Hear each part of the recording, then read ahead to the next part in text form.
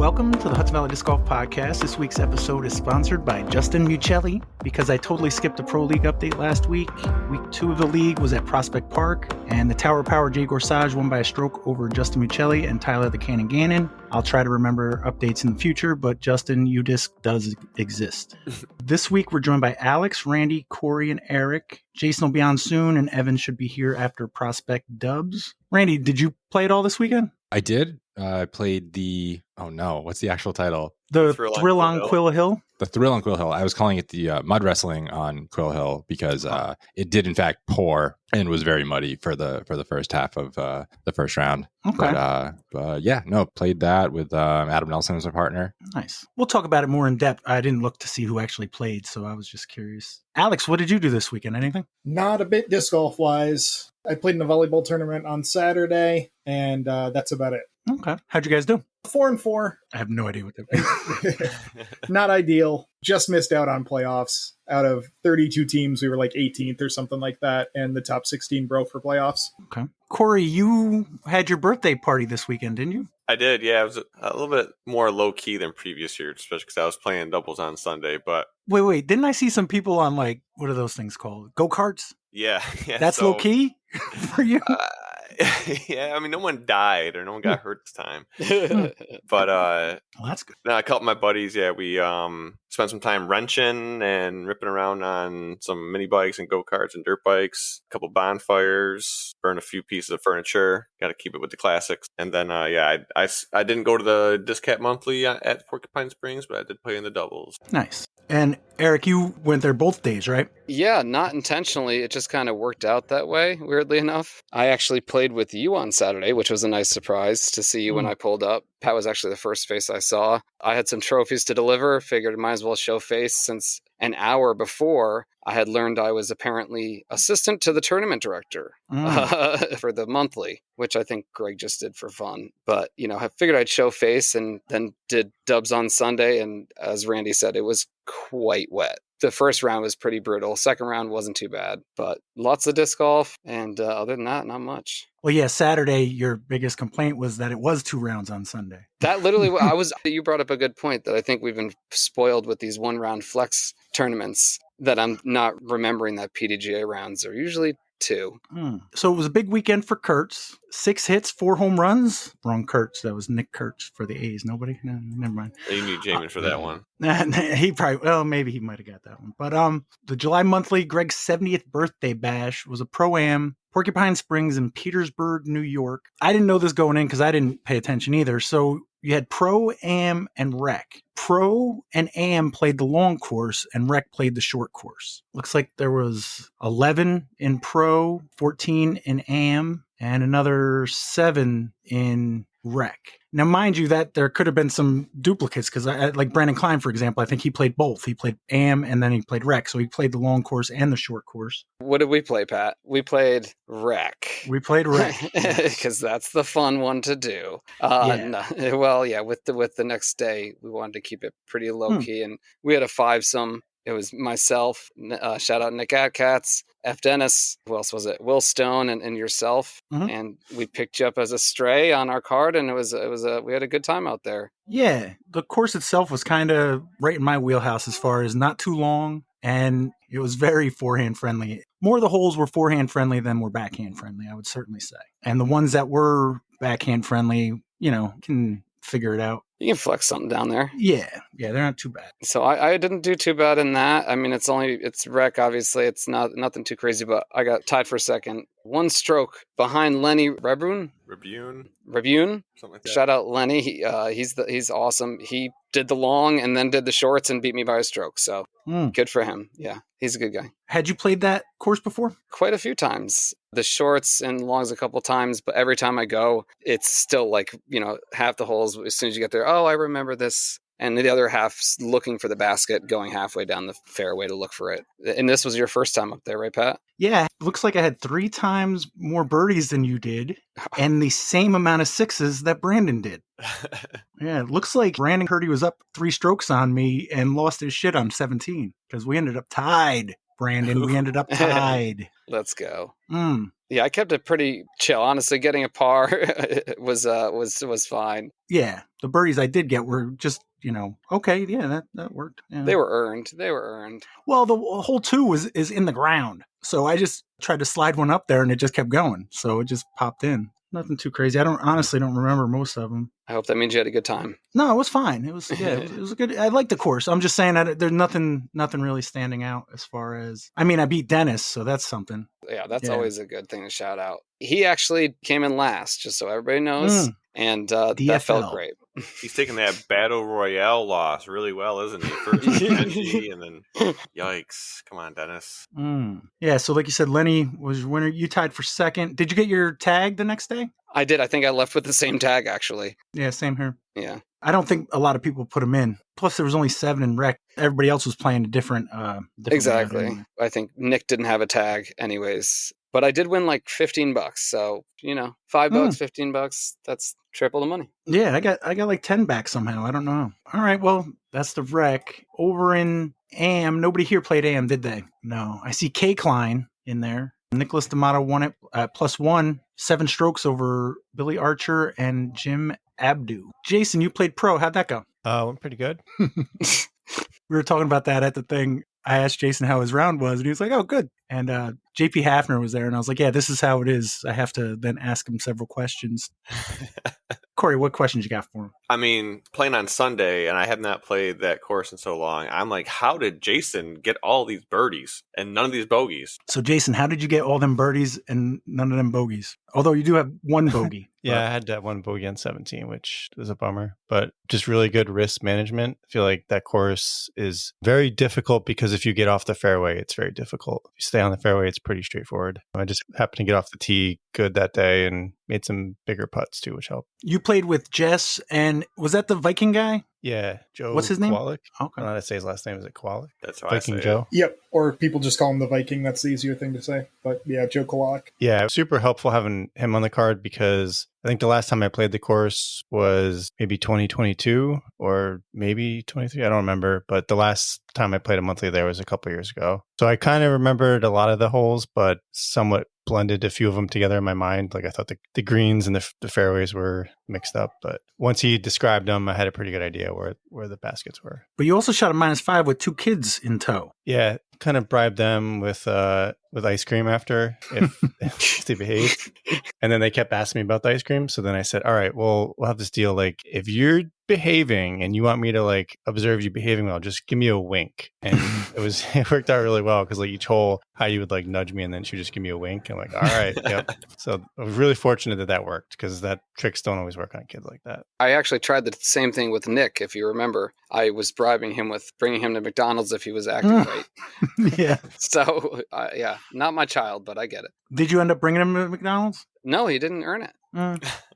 Like at first I thought you were going to bring him to McDonald's and get him something if he was good. And then you were like, well, I'll bring you to McDonald's now. I'm not getting you anything. Though. So I didn't know if so he even lost that privilege. Yeah, he didn't even get to see it. I should have done a drive-by. So Jason was -5. John Hafner shot even par. And Travis Bashore and Justin Michelli tied for third at +5. What do you think of that course, though, Jason? I love that course. I mean, the roughs are very brutal, but I like just the different scenery there. There's a lot of different types of holes. I like the par 4s a lot. I feel like if you can really come up with like a strategy to attack them and just, it kind of has like a little bit of Kurtz charisma to it too, which I like. Yeah, I was expecting a little more mini golf, like clown noses and this, that, and the other thing. But no, it was, other than there was the buried hole, there was one that was extremely high, and there was a hanging one. This is on the short, so I don't know about the longs, but it had just enough, like, I guess, charm that made it less hokey, but just a couple times here and there. I will say, if you play with 2 kids, they find all the little action figures and miniatures that are throughout the entire course that I would have like never noticed, overlooked. But they're like, oh yeah, there's like this little dinosaur on this hole or this and that. So it's pretty cool. Yeah. Anything else on the monthly? Pretty successful monthly, I'd say. I thought it was really cool that there were trophies. So Eric, did you have a hand in that? Yeah, it was kind of last minute. Normally we don't do trophies for monthlies, but he kind of already pre-cut some slabs of wood, which is very Porcupine Springs-esque. And I just did some transfers on there, just some triple lines, but I'm sure it was cool to have that as a, just something to commemorate it. Yeah. Yeah, it Thanks was for cool. doing that. Of course. How many were made? Just the winners or? Yeah, I think it was just first for each division. So Pro Am, Rec. Nice. And I don't see any ties either, so that's good. It's always when you have a flex start, that's always can be a little hairy. But I was a little concerned because, the boys I hang out with can act up a little bit. I'm glad they behaved themselves well enough where you didn't run off. oh no, they were fine. I was telling them that I learned disc golf at Beacon, and they were fucking church boys compared to how Beacon can get sometimes. So Sunday was the Thrill on Quill Hill. It was a doubles tournament, 2 rounds. Did everybody play the short and then the long, or did pros play something different, Corey? Everybody played the long course, which this part was actually news to me. The long course, we did best shot doubles, and then we played round 2 on the short course, best score doubles. So basically, you and your partner are playing singles, and whatever the lowest score you get on the card or for your team is to write down. Was that the same for Am, Eric? Yeah, it was the same for Am. We did longs first, and I was also surprised to hear the news that it was best shot and then single shot dubs. So that was a fun surprise. As assistant director, I was full of surprises this weekend. Yeah. Doesn't sound like any of you knew what you were getting into. Now, what's Quill Hill? Because, isn't the course Porcupine Springs? Does anybody know? Is that just a play on words for the porcupine? Oh, because porcupines have quills. Is Quill Creek the short course? That's the long one. Yeah. And then Prickle Pines is the short one. So no hill. Yeah. And the whole thing's on a hill. Yeah. Yeah. All right. Which my wife was like, you might want to take the truck if it's a hill you got to get up. First, I'm like, well, it's 120 miles. Do I want to drive in the truck, which is a base Toyota Tacoma with no air conditioning, to drive 119 miles just for the last mile to be convenient? And then on top of that, I've gotten stuck on bumps in the snow with that thing. It's rear wheel drive. So I don't know I think my car had a better shot of getting up that hill. And it has air conditioning. So that's the Thrill on Quill Hill, the doubles event. That was tournament director Greg Hill, had 44 players. I don't think I got all of them, but I did manage to screenshot and get some team names. Nice. Yeah, I forgot to do that. I think the only thing I'm missing is one of the pro teams. John Hafner and Mucelli? Yeah, and I think their team name was just D. It was D colon. Oh, D colon. I wasn't sure if that was... Yeah, it's supposed to be for like a sad or open mouth emoji or whatever. I thought it was some nerd term like your D drive. Yeah, right? Like, that's your main hard drive, sir. Or like some math concept thing. Yeah. Since we're on MPO, the other team names we had, the Park City Apostles, Tim Giardini and Matthew Cully. Just a quick shout out to Matt. I don't think he played. I didn't see his name. He basically just helped run the monthly. He was just, taking registrations for the most of the time. That's always tough to, just hang out, but I'm glad he did it. Who, Coley? Yeah, he stuck it out for both days, actually. Oh, wow. Okay. Yeah. Well, yeah, because he played, but at least he played the second day, so that's something. I don't think he even played either. No. He did help out. Oh, well, how's his team name on here? What was his teammate? The Park City Apostles, Tim Giardini and Matt Cully, they dropped? Oh, yeah, Tim ended up playing with Anthony Bohansky. Ah, okay. All right, well, that clarifies that. Then there was Team JJ&J, that's Josh Weinstock and Joe Jaskolka. Green with Envies, Randy Bemis and Adam Nelson. What's that about, Randy? We were just announcing to the world that we throw putters off the tee. So we throw to the green with our envies. Okay. Do you eat meat? Oh, yeah. Okay, just checking. So I don't talk about that. Oh, well, that's true. Yeah. Yeah. Okay. And then we had Team Crustbusters, Corey Cook and Kyle Hirsch. It's just Uncrustables. Yep. Yeah. We're the Crustbusters, like the Ghostbusters, but... I was thinking like the Dustbusters, but that's cool too. I ain't afraid of no crust. What? I don't know. Over in the MA1 division, we had a bunch of teams here, 34 players. So whatever half of that is in teams. What's that, 17? 17. Yeah, okay. I knew that. I could do quick math. The Uphill Aces, Jonathan Klingler and Mike Prince. And again, I'm assuming all these people played. They might not have. The Snowmen, Jason Black and Dom DeAndrea. The Mortys, Ryan Kendrick and Jeff Daniels. The Better Free Smoke duo, Dennis Daly and Brandon Klein. Evan, now that you're here, I have a question for you, and please don't take offense. You ready? Ready. What's that mean, free smoke? Well, you're lucky to have Erich Struna on with us because he's the commissioner of the Free Smoke Tour. It started as a kind of I don't know. Eric, take it from here. What's the free smoke tour? Oh, thanks, Evan. I like the deflection. You made the tags. I mean, I know, it's true. Honestly, it was just like a passing comment that somebody was like, who's ready for the free smoke? And I think somebody might have even add, it's the free smoke tour, and just like in a group message, and it just kind of caught on weirdly enough. And we have tags now. It's semi-official. It's pretty official. As I recall, it started because Mike Cohen got a job driving for a cannabis testing lab, and he found out that there is, in fact, a such thing as free smoke. That's true. And we all tend to take part in that during the rounds. Okay. I think there's, about 18 people that officially have tags at this point, give or take? Yes. Yeah. You got to pass a few tests and and now there's pass a few joints. There are people who don't smoke, and that was kind of a point of contention, but the group is growing. It's true. All right. Well, it's just something I've been meaning to ask for weeks, and I just didn't think about it until I just saw that right in my face. The better free smoke duo. Then we had Lou Davis and Jim Robertson. Is that the Bat and Kill Boys? Logan Akins and Cody Kanine, the Puttheads. Joel Davis and Hans Hunsberger, the Player Bees. James Manchester and Ryan Kirk, the Nomadic Flight. Mark Ungerman and Mark Ungerman need a player. So I guess he didn't have a partner at that time. I hope he ended up with a partner. We'll find out soon enough. Abel Russell and Gabe Ruiz, Elusive Deuce. Kevin Kroenke and, who's that? Jake Hugh? Is that Huwe? I can't even tell. Flying Blind, which apparently I am too. Disgusting Habits, Eamon Foster and Jim Burns. Derek Demio and Nicholas Cardone. Derek Cussy and Nick Cussy. I don't know what that is. Carl and John Furman, the Commandos. David Chaikin and Bill Harwood. Bill and Dave's Mobile Pressure Washing. Free advertisement. Oh, did they actually do that? No, but if they did, that was pretty sneaky. I was also wondering the same thing. I just assumed they started a business, and that was a great idea. Erich Strun and Josh Lee, BB4L. Bad Boys for Life. All right. Still haven't seen that movie. Andrew Ty and Scott Basil, a Bash Legit, anagram of their names. I would have gone with a Legit Bash, no? That's all the team names. Nothing really... Except for the Crustbusters. Oh, yeah.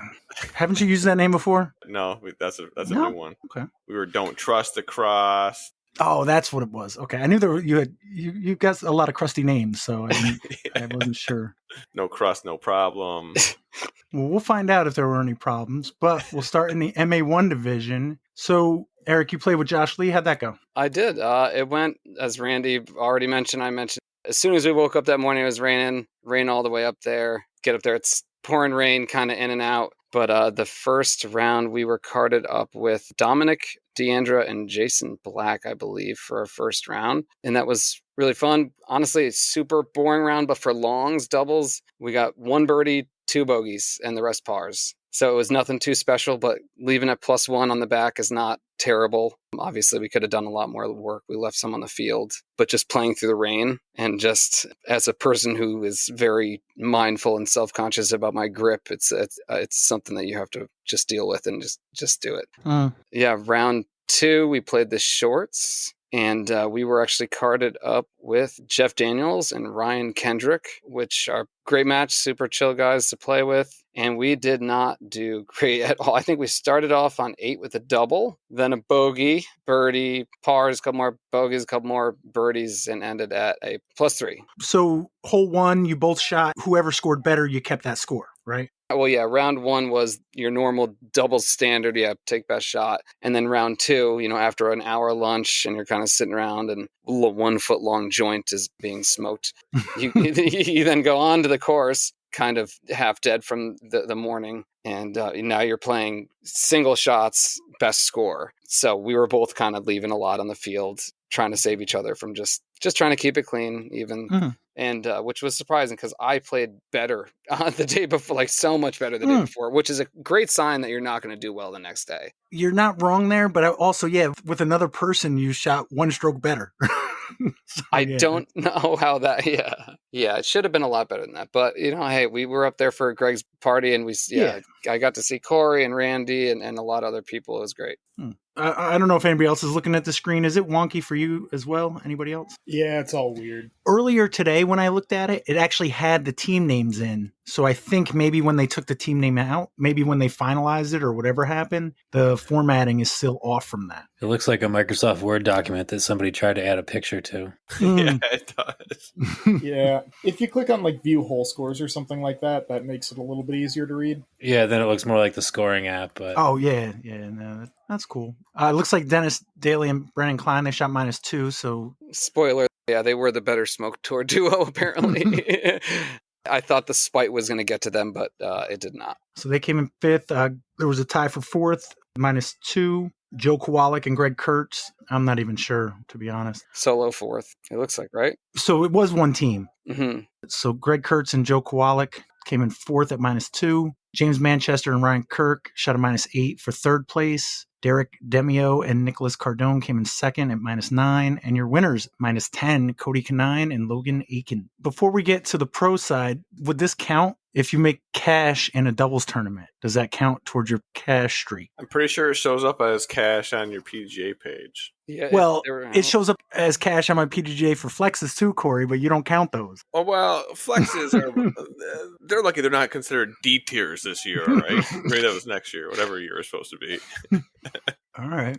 So, Randy, how'd it go? You played with Adam Nelson? Yep, I played with Adam Nelson. We had both played Pro League together on Wednesday, so we both had already played the course together once. And honestly, I was feeling pretty comfortable with that course. Somehow the rain didn't really mess with us too much. Yeah, we shot a bogey-free first round on the long course. Really good ham and eggs. I don't think we were ever putting outside of like 15 feet for a par putt. So really kind of stress-free play on that course. Looking at the pro division, at least, it seems like 7 birdies was, what people were doing, and it just was mitigating bogeys. That was the difference. Us having no bogeys is what got us into first place, at least for the first round. Had you played this course before? I played it once. I don't know what year, but I played the monthly. I'm going to guess it was like 2021. I actually dragged David Koch with me, and it was his first like DisCap organized anything. So I definitely remember playing it, but I definitely forgot like half the holes, honestly. Like remembered a lot of tee shots, but then like had no clue what the second shot would look like on the par 4s.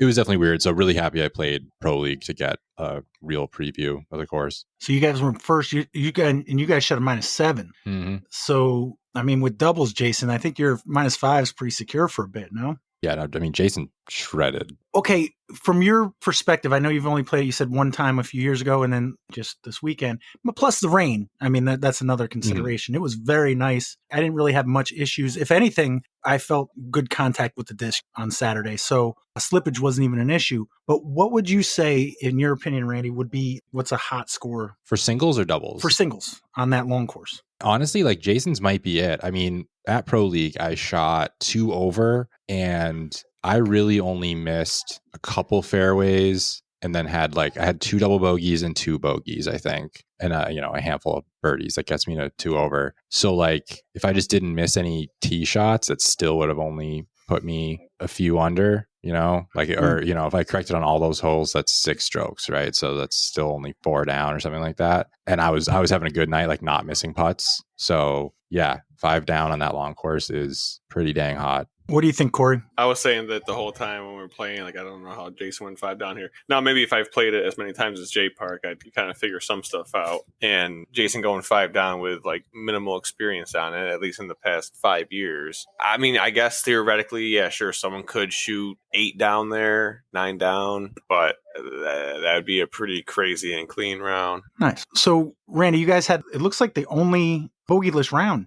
in the first round. Yep. How about round 2? So round 2, pretty long lunch. We finished way before everybody. Our card was almost bogey free entirely. I think we were carded with Cody and Logan, and I think they maybe had 1 bogey. So yeah, we blew through the course. Lunch felt super long. We played a handful of the holes, but then we just basically walked it to get an idea of it because we had never played the short course. I was feeling pretty good. I made the mistake of like parking the first couple holes that I played.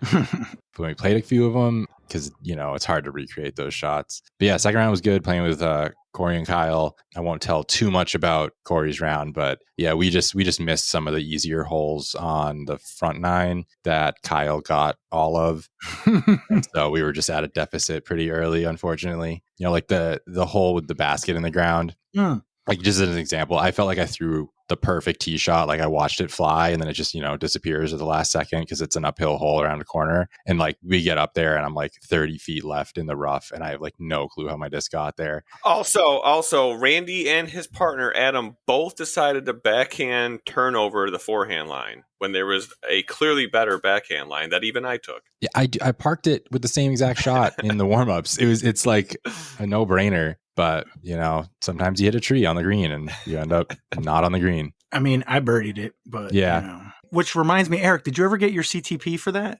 I did not. You didn't get anything from the table of prizes? Yeah, not from the monthly. I wanted to leave stuff for everybody else. There was a nice Have a Heart trap that I almost picked up, but now one thing, Randy, and I don't know how many cards actually are aware of this, but at least for Saturday. And I don't think because this is a PDGA, probably not the case, but do you get the 2 off the first tee? No, that at the PGA event, there was no 2 off the first tee because everyone's playing different holes with a shotgun start. That's true, too. It makes sense for the monthly, and it makes sense just in general because there's no place to warm up, really. I guess you could throw up and down that road, but that's a hill, you can't, but there's no real way to get warmed up. So doing the 2, I was just curious. At least we still went bogey free on the short course. It was just the birdies that escaped us on some of the easier holes. It was really rough because it was the stretch of like 1 through 6 where there are lots of birdieable holes. And those are the holes that we actually threw to warm up on and just could not get them again, even though I feel like we got them all. I feel like the best score doubles maybe messed with us a little bit. We were still, thinking ham and eggs when you got to just do it yourself. How many of those on the short course did you throw just putter, would you say? Oh, on the short course, at least 12 or 13 of them. I think it's really funny because some of them are pretty short and I'd go from a putter to a fairway driver or like a Firebird. It wasn't a lot of mid ranges either. It was more just trying to shape a shot. But yeah, I think I literally threw an envy on like 12 holes on the short course. Nice. Yeah, this is one in hindsight. I probably should have done your guys' first round and then your guys' second round together, but I didn't. So what are you going to do? That's all good. So Corey, you played with Kyle Hirsch. How'd that go? Yeah, I started off with Kyle getting there like 5 minutes before we started. So everyone's like, what are you going to do if Kyle doesn't show up? And I'm like, well, it's raining out, so I'm probably going to go home and stay dry, which would have been fine. Hypothetically, say it's 5 minutes before tee time. He messaged you, hey, I'm 15 minutes out. In a doubles tournament, can you start without him and just play Cali until he gets there? Do we know that rule? You definitely cannot play Cali, and you may actually not be allowed to play. I think that rule came up at one point. So you couldn't even play it straight up, just singles, knowing that he'll be here in 10 minutes? That's a great question. I got to look this up. I swear it said something about that. No, that's cool. I'm just curious. You know what? It might only be in other formats. Yeah, Randy, I think you misread the proposed rule change. I remember this now. Yeah, it's the other formats. It's not regular. It's like worse shot doubles. You can't play solo. Sorry. So yes, I think he could have played alone, but not Cali. Not Cali, because that's like a local rule, if anything. Cali, that's just whatever your local course does, but just a lot of people adopt. So that makes sense. But I'm sorry, so Corey, he showed up 5 minutes before? Yeah, he did eventually show up. We started off pretty slow. I think our first birdie was on hole 6. Picked up a few in the middle of the round. We took one bogey, and then I don't know if it was hole 15 or hole 16, but it's like a downhill dog leg to the left, low canopy, tight tunnely woods. The hole's probably like 500 feet. I get my Thunderbird to like circle 1 or just outside the circle, and Kyle drains this putt for eagle, and it spits through right through the chains. Like it wasn't like maybe it was a little high, but it was like dead center with the chains, and it spit right through. And he was just like, I swear to God, if we lose by 1 because of that, I'm gonna be pissed. So actually, the real reason that Randy was in first and not tied for first is because the eagle spit through. Oh, because you guys threw a disc and it didn't go in the basket, so Randy was in the lead because of that? Yeah. Oh, no, yeah, it makes sense. I mean, I just putted like the appropriate power so they stayed in the basket. Did you eagle it or birdie it? Which hole? The down one? Well, actually, I'm looking at 15 and 16. You parred both of them, so you didn't even have a chance to get an eagle on that one, Randy. I don't want to hear it. He still beat you. Yeah, so finishing the round, I think we were the first ones done. Adam and Randy might have had like another hole or two left. But yeah, they came in at 7, we were at 6, and then we had quite a long lunch. I've never played the short course before. Kyle's never played the short course before. Neither of us had any like interest in going out there to look at it before we started. So by the time round 2 came, round 2 was actually one of the ones that looked like it might have been crappier than round 1 because there was like potential thunderstorms in the area. So I carried an umbrella the entire time and never opened it up. But at least we didn't have any delays. The front 9, Kyle absolutely lit up. Like his putter was super hot. He took the first putt every time. It was working. And we got 8 of the first 9 holes, and I think Kyle probably soloed 7 of them. What happened on hole 8? If I can remember what hole 8 was, then maybe I could go through. No, yeah, I have no idea. Yeah, same here. But the second half came around, and I did contribute the second half. Kyle was still hitting a lot of good putts, but I was keeping us in the fairway and giving us the chance. And there was at least 2 or 3 putts that I hit that were like circle 2 guys that got us the birdie. Because then it also gets interesting with like, you know, say your partner is putting for 3, you're putting for 2, but your birdie putt's a little bit closer than his par putt. You know, obviously, if he makes that, you can, I guess, feel a little bit less stressed about hitting your birdie putt because, you know, at least you're going to get to 3. But there's a couple instances that came up. A little bit of, I guess it'd be more strategic if it's the other way around and you're more off the fairway. Like, I might be further away, but you should go first because you're in a worse spot just to see if you get all the way up there. And I can get like a better aggressive run. But yeah, so I think through like 3/4 of that second round, we were already up by 3 or 4 strokes over Randy and Adam. Or I don't know if Josh and Joe had like caught up to you guys at that point, but we basically just had to just par the last 3 holes, and that's kind of what we did, except for Kyle ran some dumb like 60-footer on hole 18 to get a birdie when it didn't really matter. But yeah, it's a good day. Good day at Greg's place. They cooked up some burgers and had Powerades and some other snacks, watermelons and stuff for lunch that people could have. And yeah, Erich made those cool trophies. So myself and Kyle got a little custom first place trophy, and also had like a little super mini basket, like smaller than the bottle cap ones, but I'm definitely putting that in my cubicle because I don't have a basket in my cube yet. Great. Yeah. So you guys ended up shooting minus 12? On round 2, yep. We went 6 down, 12 down for a total of 18. And looks like Josh Weinstock and Joe Driskolka tied with Adam Nelson and Randy at minus 15. Everybody shot pretty well. I mean, minus 13, minus 11. Yeah, I think those are pretty good scores. Yeah, only 2 bogeys in round 2, and that's when you're each playing individually. I mean, you could argue that sometimes that's tougher if it's a format you don't do often. The only other one I know of is the Turkey Throwdown. Yeah. At Central Park, yep. Yeah, Central Park. All right. So the Thrill on Quill Hill. I did have a question. How were you guys able to park? I assume if it was raining, all the cardboard signs for parking probably melted away. So how'd you guys know where to park? I think there's a couple signs or whatever on the trees that say, yes, you're going the right way. Keep going. That keep going sign is after 2 turnoffs. I will say that. There's 2 turnoffs, and one of them I took. So yeah, I forgot to say maybe, and we talked about it like you were expecting balloons at the end of the driveway or something, right? You know, there, and I guess there was a little Porcupine Springs sign, but I really was expecting, I don't know why, birthday, but something to make it very obvious. I pulled over a mile before just to make sure I reread the poster. To find out, across from Avery Road or whatever it was. I found it and I go up and like I said, I saw a car to the left and I was like, let me pull. And then I realized, there's just one car. It's out of state. This is probably not the right car. And then when I was leaving, I saw that gate closed and it said, you're on camera. So I was like, oh, great. That's probably why the gate's closed now. I was pretty impressed with the course itself. The property is an experience, like I think Jason alluded to. There's a lot of like knickknacks and buried lore, and like you never really know where you are when you're playing the holes. Like I had no idea where I was. Like, am I near this hole? Are we near the entrance? Why is there a random Jeep parked over here that looks like it hasn't been here that long? Or just like, stuff like that. There's always something to look at as you were making your way through. That was the really interesting part about playing with Jeff Daniels, since he was there at the construction of it. Every single hole was a history lesson of what he hated. He's like, I wanted to push this back 50 feet. I told him not to put this there. Stuff that he liked as well. I'm not trying to just do the negative, but it was funny to hear him break down every single hole as we went. And that was really helpful. I was like, where in relation to Tournament Central are you? Because you're just getting kind of turned around. I had no clue yet, and you have no service to see the mapping or anything. So we know Erich's next mission for signs, though. Oh, yeah. I don't know. I kind of like the hand-drawn. That's his thing. It's his thing. He knows I make signs. And Greg, you're whenever you want to do it. The course signs were great. I mean, the ones actually on the course for each of the holes. Mm-hmm. I mean, I don't know if great's the right word. Maybe fine is the right word, but they had all the information you needed. I was just thinking about the rest of the signs, like the parking signs that were cardboard, or I'm pretty sure one of them said compact parking, like small car parking. It's like, oh man. Yeah, I believe me and Randy found that spot actually. Yeah, we snuggled.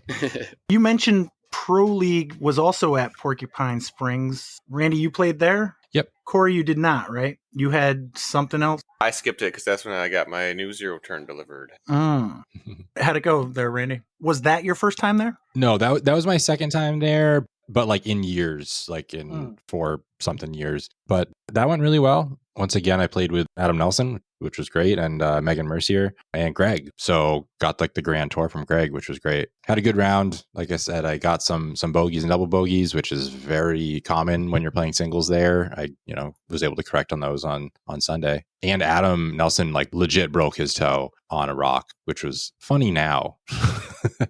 But in the moment was I thought he like sprained his ankle and I was gonna have to carry him out of there, and luckily he was able to finish the round. And he played on Sunday? He played on Sunday. He only cried a few times. Oh.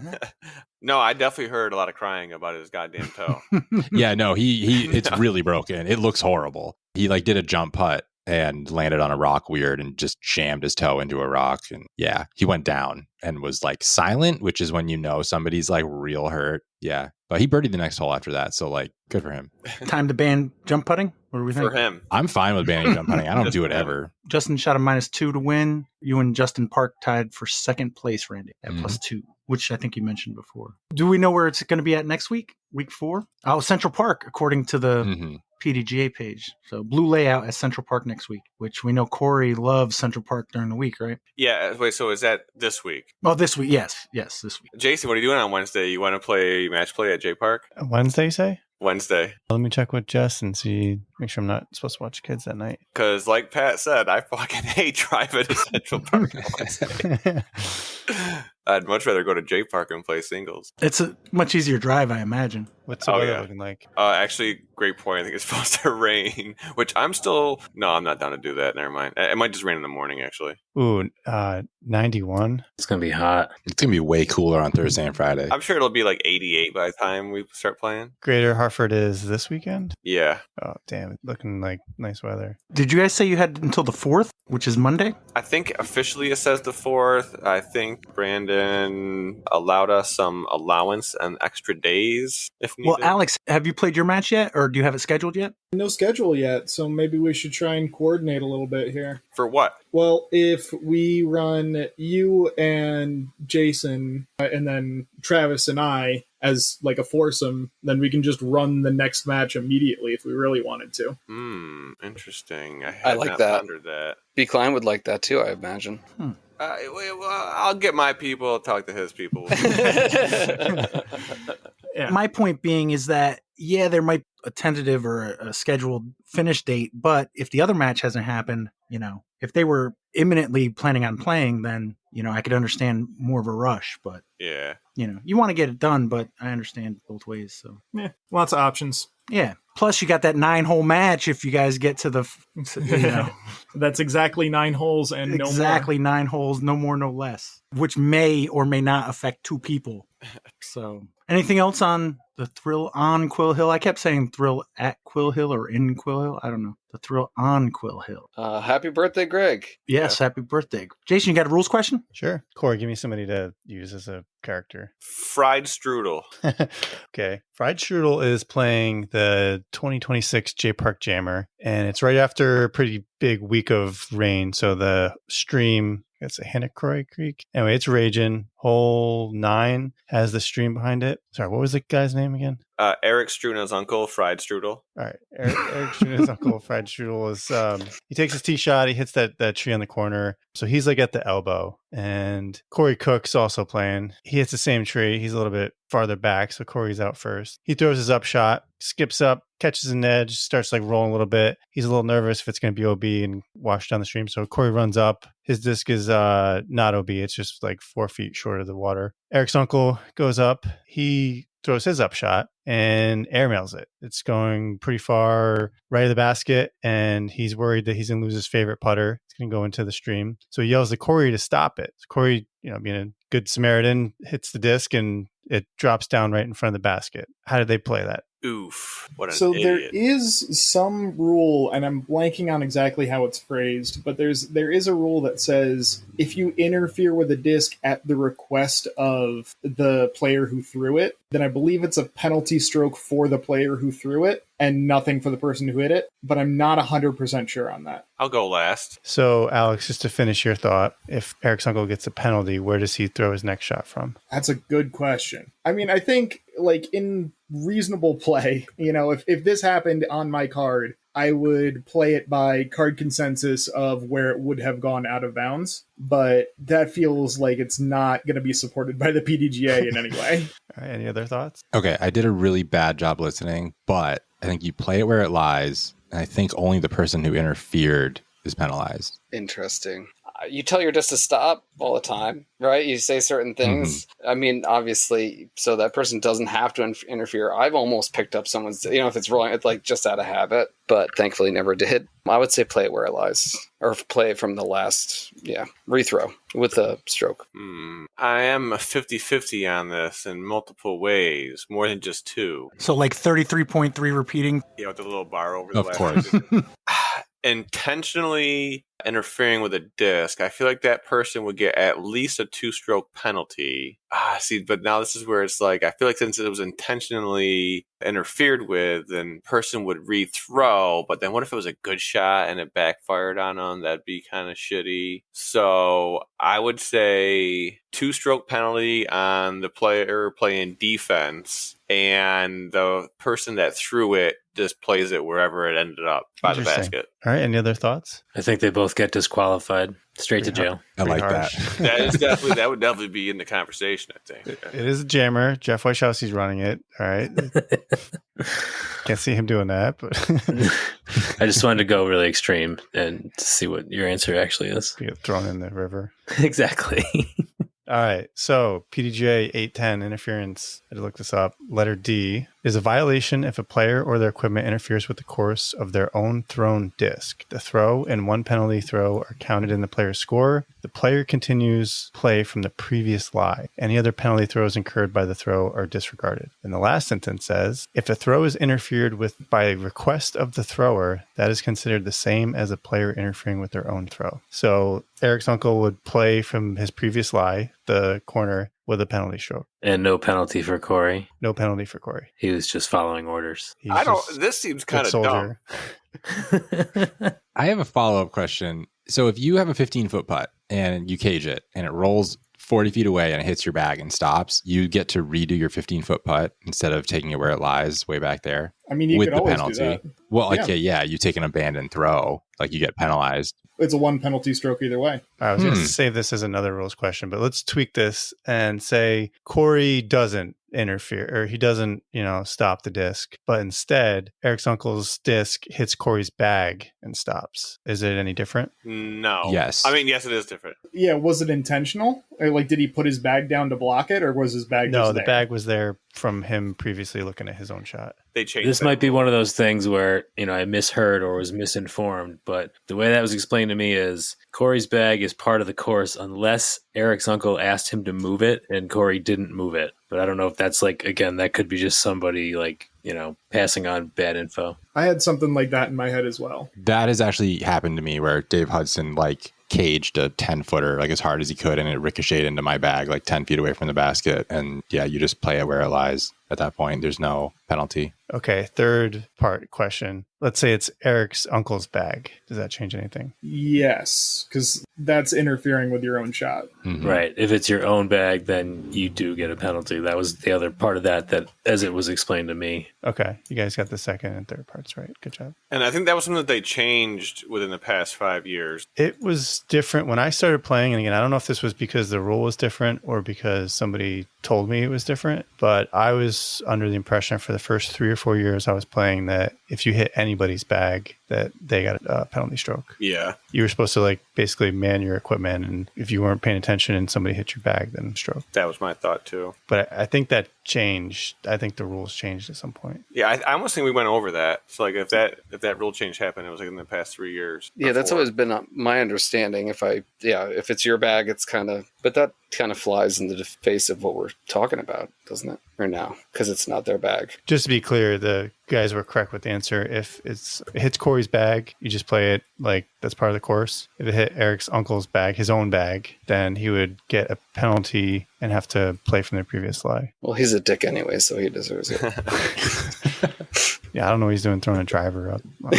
And actually, to play from the previous live part is something I don't know if I remembered. Not just like a add one stroke. Mhm. I would have called that wrong too. I did not realize it If I was did look it previous lie. Yeah. Yeah, that scenario too with J Park hole 9, that feels really weird because like you could be pretty certain that it's going to be out of bounds. And it does kind of seem too punitive to make them go all the way back to the other shot.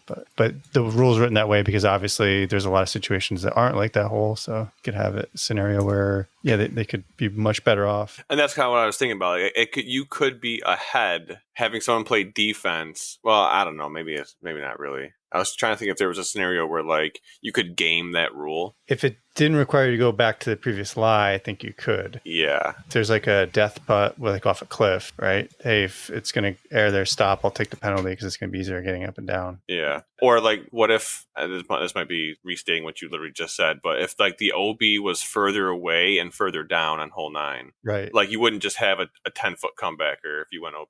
I think of this on 14 at Maple Hill, like the death putt with the water behind the basket. You know, if you actually go OB, it's only like a tap in. So if you had your buddy like stand there to stop it from going OB, it'd be like really helpful. But now you got to re-putt from your 30-foot death putt versus taking a tap in from the edge. Yeah, Maple Hill wants you to throw your disc in the pond. Yep. They probably lobbied for this rule. They want you to come back and pay to play another round. Yeah, it's just a rule for big manufacturers to sell more discs. The disc manufacturing lobbyists. Yeah. How much do you get paid as a disc golf lobbyist? You don't. You have to pay to have that title. Yeah. You get paid in exposure. Yeah, experience networking. Oh, good job, guys. Thanks. Good question. Thought we would go through SkipAce because I'm not getting server errors when I scroll pages, so I'm hopeful we'll be able to get through a bunch of them. I'm trying to add events to SkipAce, and I got a server error, so they're not up yet. I did hear that people making picks earlier today, maybe, that the site was working real slow. Yeah. I just made picks and I had to click everything twice. Yep, same here. We call that rage clicking in the biz. I called it double clicking. Yeah. All right. What's it called when AI writes really inefficient code? Garbage in, garbage out.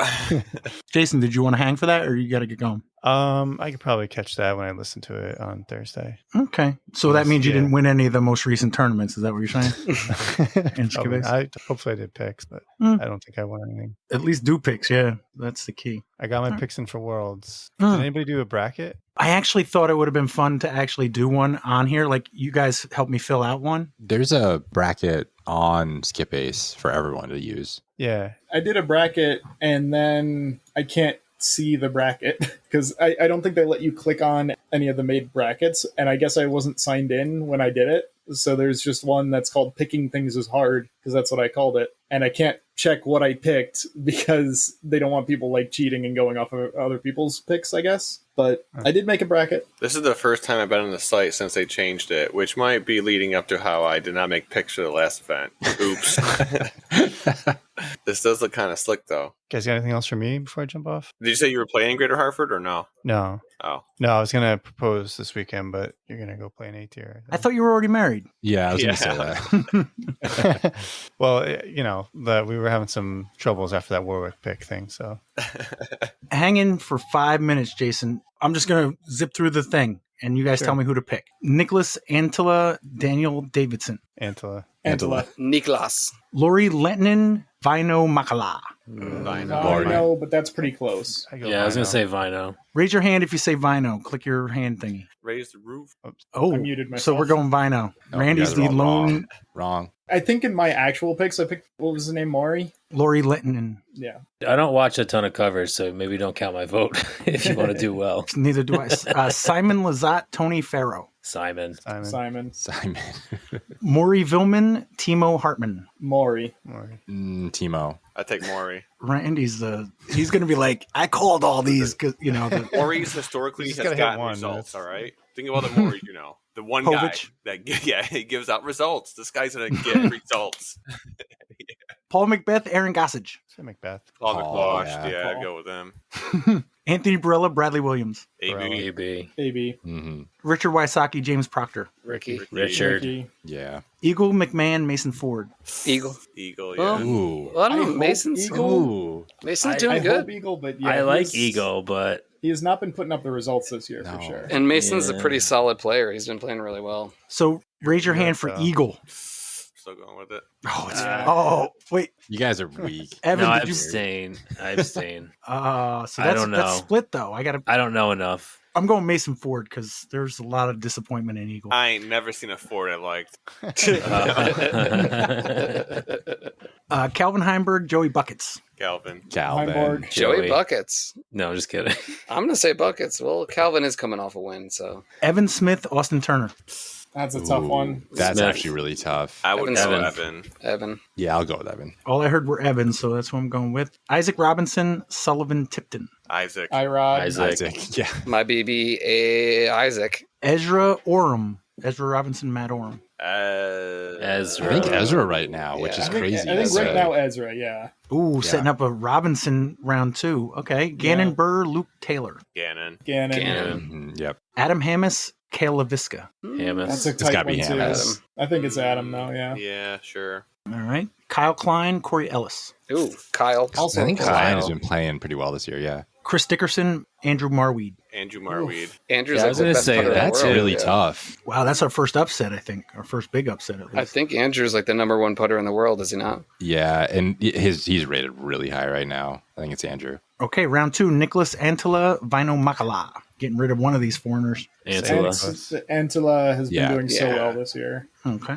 Simon Lazat, Maury Villman. I take Simon. Simon. All right. Paul Macbeth, Anthony Barilla. AB. Barilla. Maybe. Maybe, yeah. Yeah. Last year it might have been Paul. Maybe not last year. Maybe a couple years back it might have been Paul. Richard Wysocki, Mason Ford. Ricky. Ricky. Yeah, Ricky. Ricky. We're not going to have the Paul Ricky round 3. Okay. Heinberg, Evan Smith. Calvin. Calvin.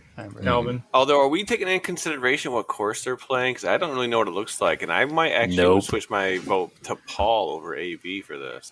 It depends Dude, on if it's a AP's gonna distance throw a course or- loon on like every hole. It doesn't matter. They're playing in Europe, though, right? It's probably a Yeah. more technical than bomber course. And are we sure that these people are playing and not going to fail the drug test? Nope.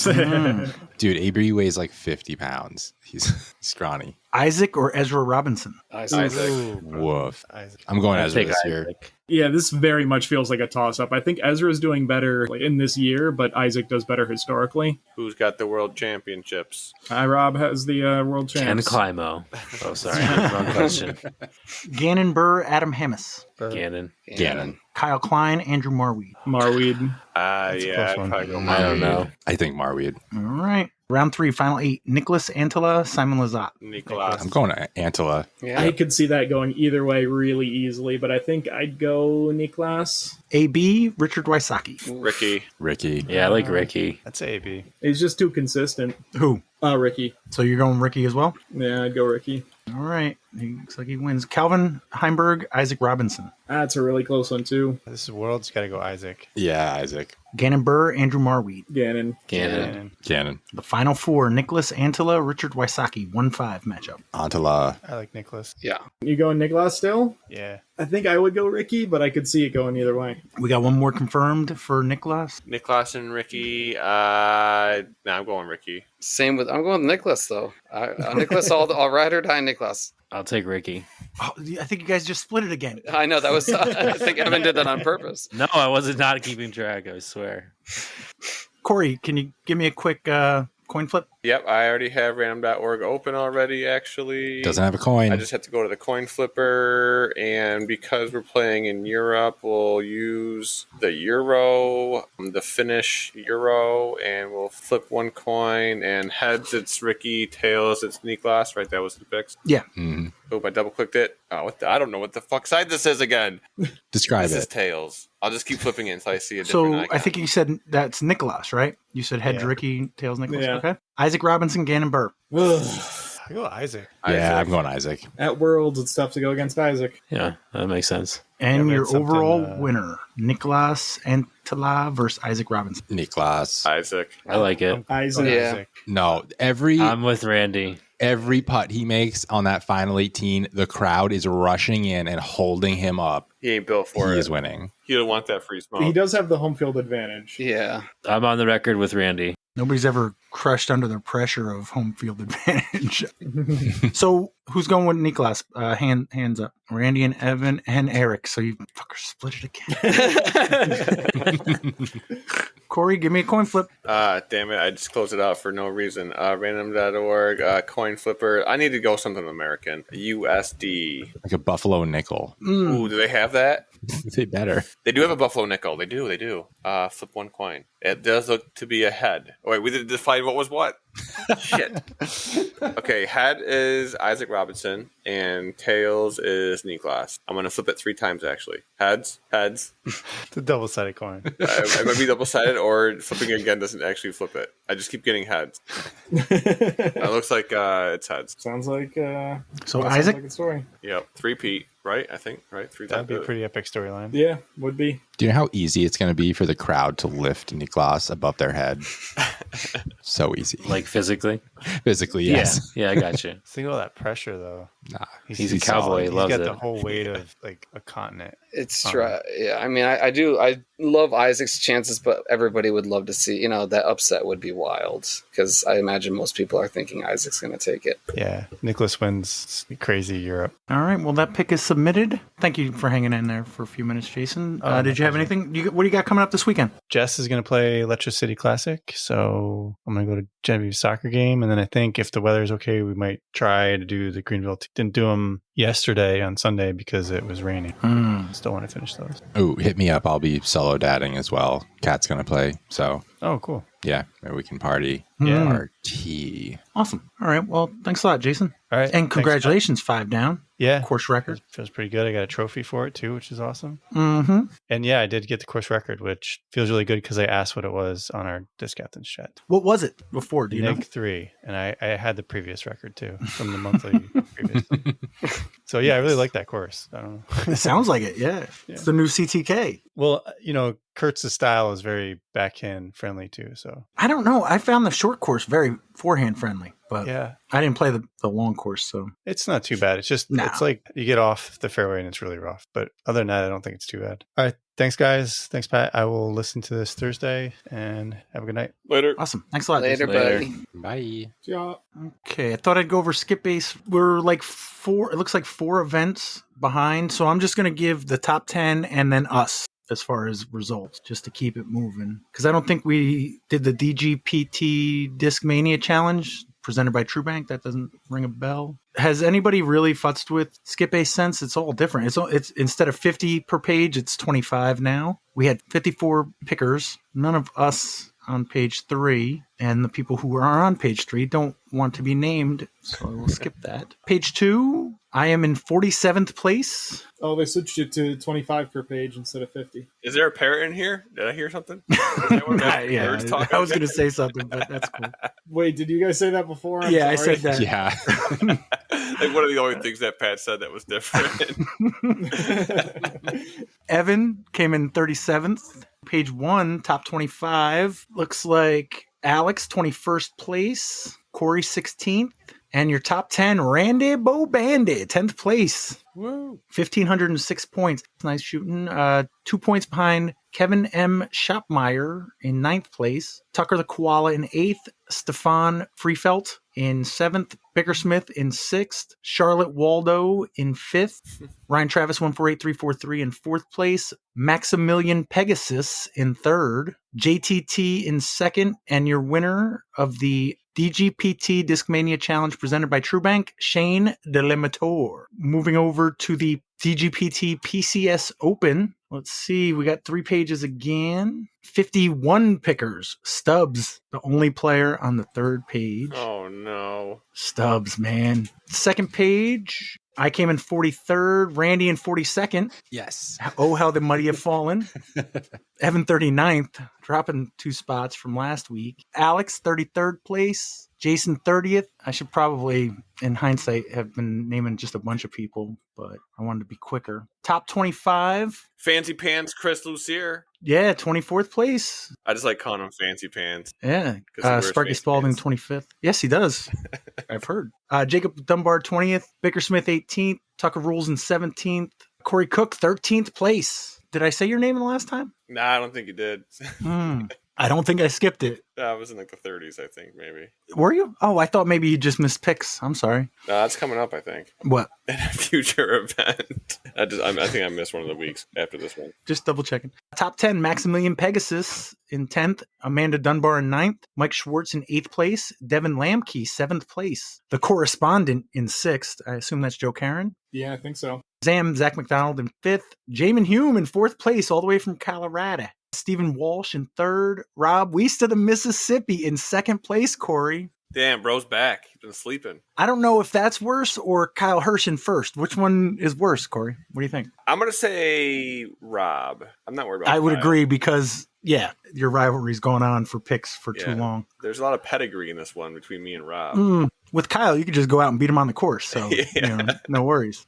Rob's lucky he's so far away, other side of the Mississippi. So our next event, we didn't do the Croak Gall Open. Oh, I think we canceled that out because I don't know why. We just didn't do it. So then our next one, the Cool Bet presents European Disc Golf Festival. We had, again, 3 pages, 51 players. Xa Baque in 51st place, alone on that 3rd page. Zach McDonald in 50th place. Stubbs moved up from 51st, the previous picks, to 49th. Amanda Dunbar dropped from 9th to 48th this week. Brandon Klein in 46th. I only mention it because I haven't mentioned my name yet. Flying Squirrel 45th. Mike Schwartz in 44th. Correspondent 43rd. Jason 42nd. Lefty Flick 21. I haven't said that one in a while. In 38th place. Bickersmith 36th. Ryan Travis 148343 in 33rd. Heller is a bagger in 32nd. Kyle Hirsch dropped from 1st place the previous week to 31st. Evan 29th. You're like hovering in that area there. Yeah, that's where I've settled into, apparently. That's what you get for not paying attention really at all. Jacob Dunbar in 26th place. While I'm thinking about it, the MVP Circuit Challenge at Crandall's under 3 weeks away. They just capped the player count at 60. So if you're interested, make sure to register while there's still room. Jacob Dunbar is tournament director for that one.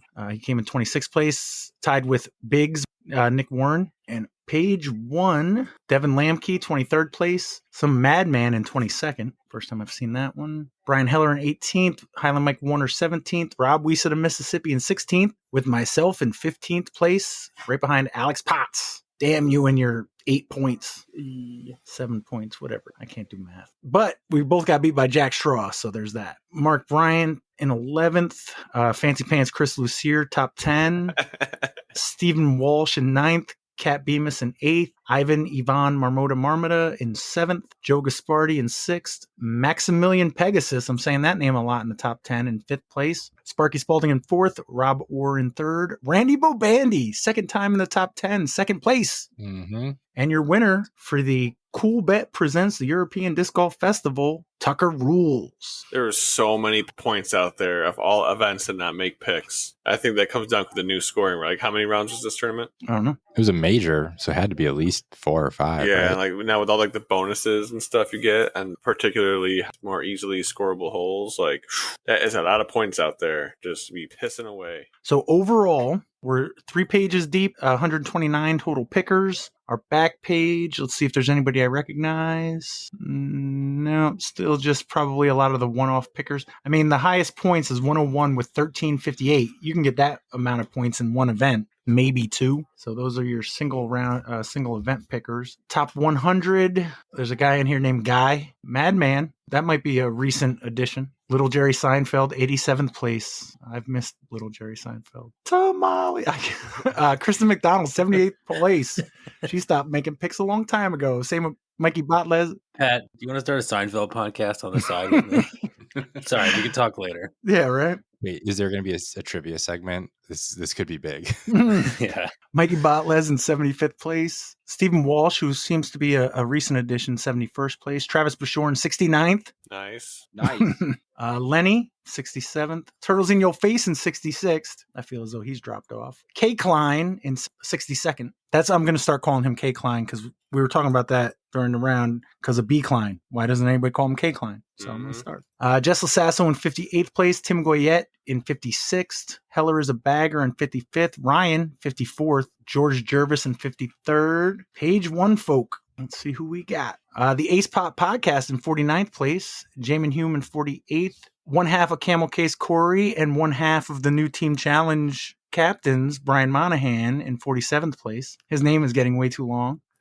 Ricardo Riverside in 43rd. Amanda Dunbar, 42nd. Jason Lasasso in 40th. Biggs Nick Warren, 37th. Jacob Dunbar, 35th. Evan, 33rd. Makes sense based on your positioning recently. Larry Bird. Mm-hmm. Flying Squirrel in 32nd. Corey Cook, 28th place. I dropped 23 places by not making picks. Me and Brian were literally tied in 5th place at like 18-6. And What didn't you pick? this past week, Oh, wow. Was it the championship one or no? the Disc Golf Festival one. Okay. But that was the one that you said had a bunch of points? Oh yeah. Well, not picking is a bold strategy, Cotton. We'll see if it pays off. Yeah. Well, I'm trying to drop some zeros, so why not get a 0 when everyone else gets 2,000 points? You're ahead of me, so I can't talk too much shit.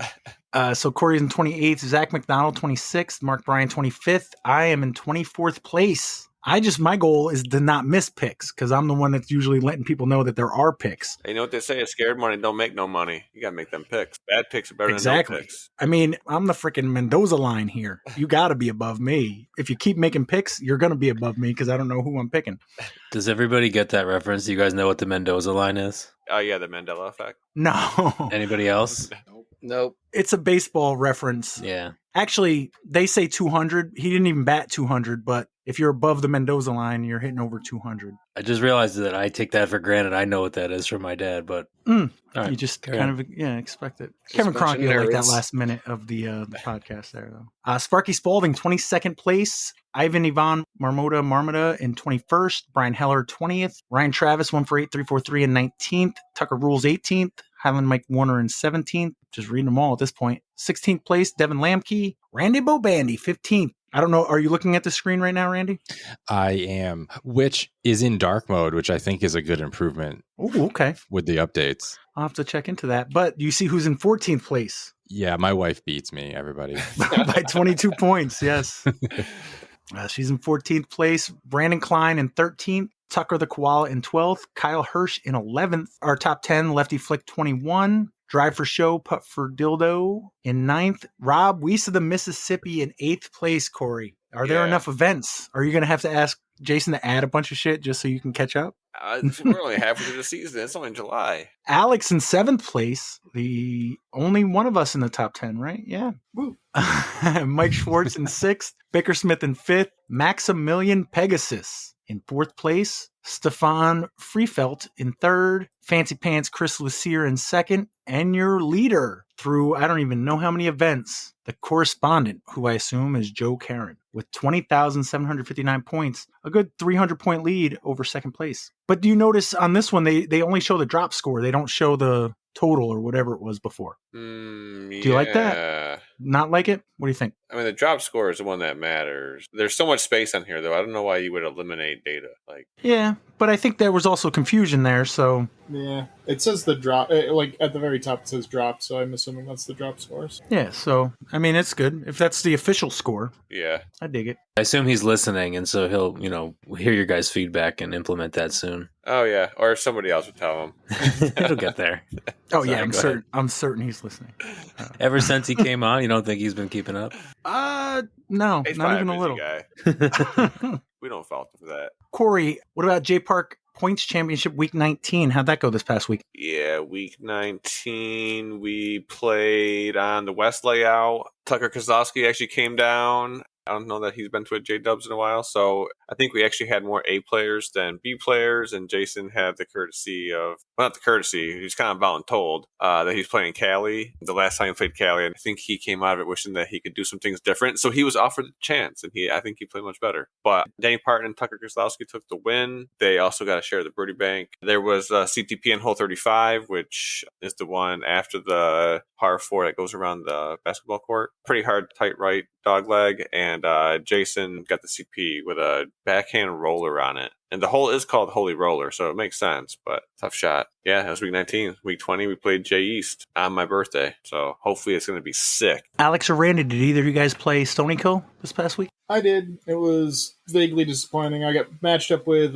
Travis Bashore again. Always fun playing with him, but we played a little bit below our capabilities and ended up at like 8 down, tied 5th. But it looks like I lost the page in mine. I was trying to find the actual winner, but I don't have it. Looks like Dennis Daly and Stephen W. Malin Jr. shot minus 13. That sounds about right. Nice. Anybody else played doubles last week? No?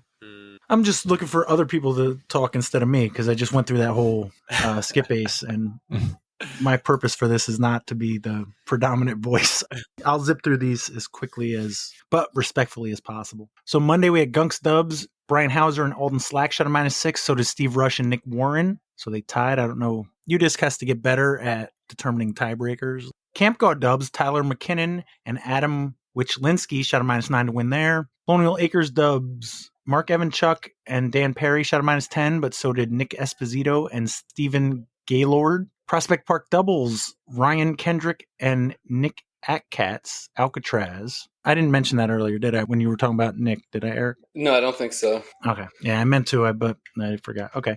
Saratoga Spa, Random Dubs, Week 16, Joe Karen and Jerpat K shot a minus 17. That sounds impressive, no? Is there a short layout at Saratoga? No. It is just the short layout. Oh, okay. I mean, But that means still 17-17. Yeah, no, that's really a great score. Yeah. Tuesday, we got Warwick Tuesday Dubs, a 3-way tie. Andrew PACHT patched, and Elijah Morgan shot a minus 9. So did Rob Valicki and Ben Graff, and Scott Stiles and Danny McCormick. Kisco Tuesday Dubs, Mark McCabe and Mitchell Pipes shot minus 10. Wilcox Tuesday Doubles, Matt Roush and Patrick Mechtley shot a minus 11. But Steve Hanrahan and Jay Gorsage team, they tied for second, but they aced hole 2. I don't know who. Does anybody know who might have actually hit the ace? Oh, yeah, Gorsage aced that. Yep. Okay. Yep. Good to know. DisCap Women's League was at SPW. Kat Bemis and Alyssa Caslin shot a minus 10. CTK Handicap League, Lewis Davis won. Wednesday, Port Jervis Disc Golf Spring Summer League, Week 10. Richard D. and Peter Newland both shot minus 13. Rob Jarling aced hole 3, which I'm going to guess was in either the red or white layout, because that blue, you ain't acing it. Honestly, the white's pretty tough too, so that would be impressive if it was anything other than red. Even if it was red, it was still impressive. It's on a slightly raised basket, with like a little brick wall around it, and then there's water to the right, so you got to be, if you forehand like me, you got to be at least conscious of that. Shen Creek Dubs Week 17, Charles Gordon Jr. III and Bobby Hallam shot -11. So did Logan Akins and Juliet Barney. Deadbeat Doubles had 8 players. They all shot yellow. Derek Yarrow and Trevor Lambert tied with Michael Smith and Jack Bradley at -14. Thursday, Disc Beat Club, Dan Perry and Danny Parton tied. It's a handicap league. Jeremy Foreham, Florida Man Millian, and Andrew Bailey shot a -10 at CPS Thursday Dubs Week 15. Friday, Tibor won the Skylands Friday Handicap League. TGI FDR Dubs, Elijah Morgan and Trevor Lambert shot -10 to win there. SPW Dubs League, Tim Martino and Adam Nelson shot a -10. So apparently Adam Nelson on a broken foot played a lot of disc golf